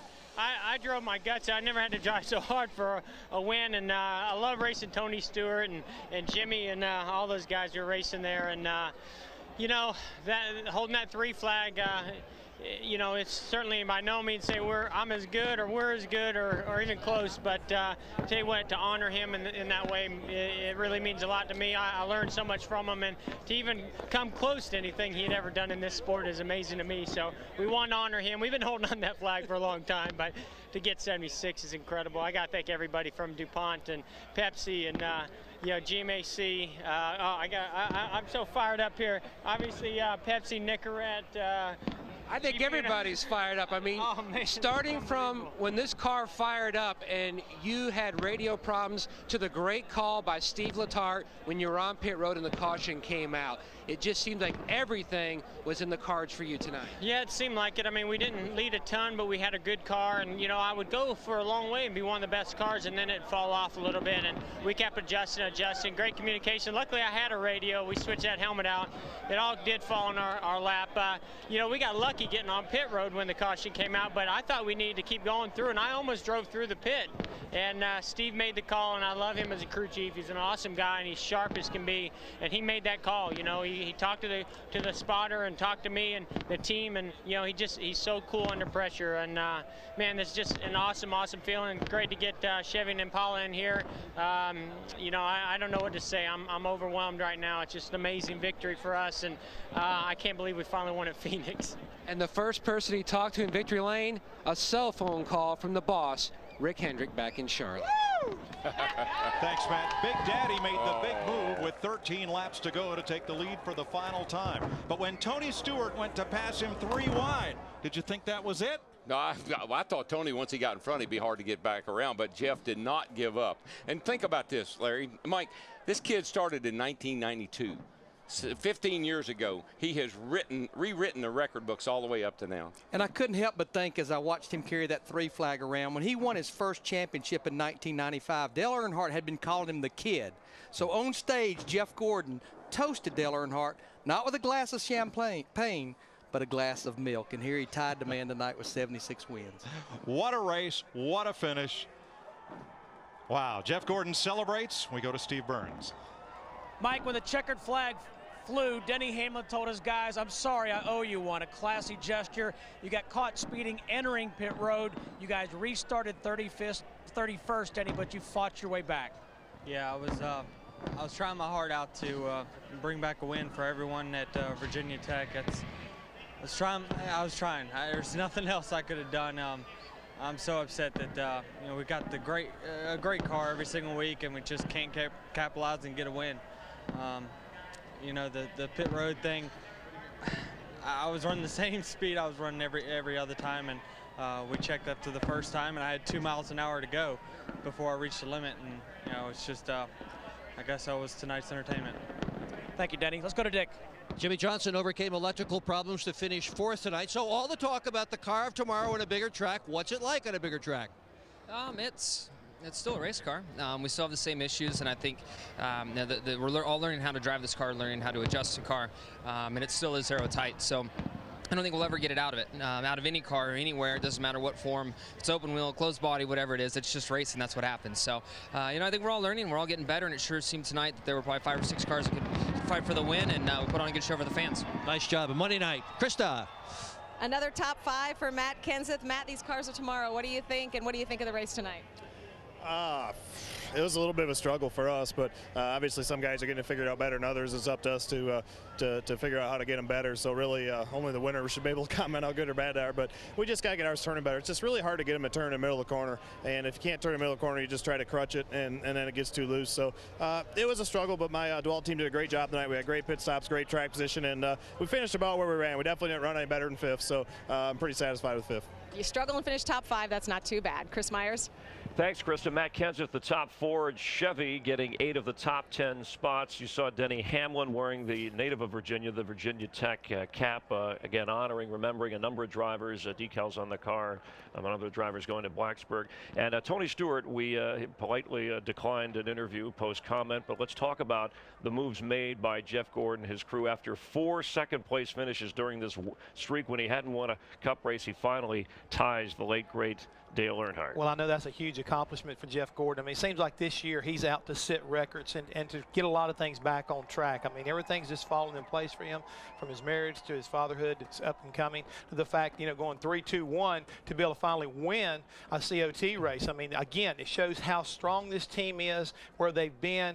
Again, I think he is so excited about being able to make that accomplishment and be able to tie Dale Earnhardt Jr. But this team has really impressed me, and it started right on the get-go how they responded to this problem, Chris. I mean, they had communication problems. They knew they had an issue here. They responded to that. They were able to get back on track, and right there at the end, they caught the break of the night. Steve Letarte had made a call to come down pit road a little bit early. Caution came out, but they completed the deal, and even after Tony Stewart went blasting by him 3 wide, hey, he drove right back by him. Fighting off Tony Stewart on a couple of different occasions over the final few laps. And at age 35, Gordon, a 4-time Cup champion. As he has said, he's never gotten the Nextel Cup, so hoping for a 5th. And the unofficial results, we know that Jeff Gordon is the winner. Tony Stewart followed by Denny Hamlin. See another Rick Hendrick car with Jimmy Johnson. We heard from Matt Kenseth. A great run from Bobby Labonte. Johnny Sauter finishing in the top 10. Dale Earnhardt Jr.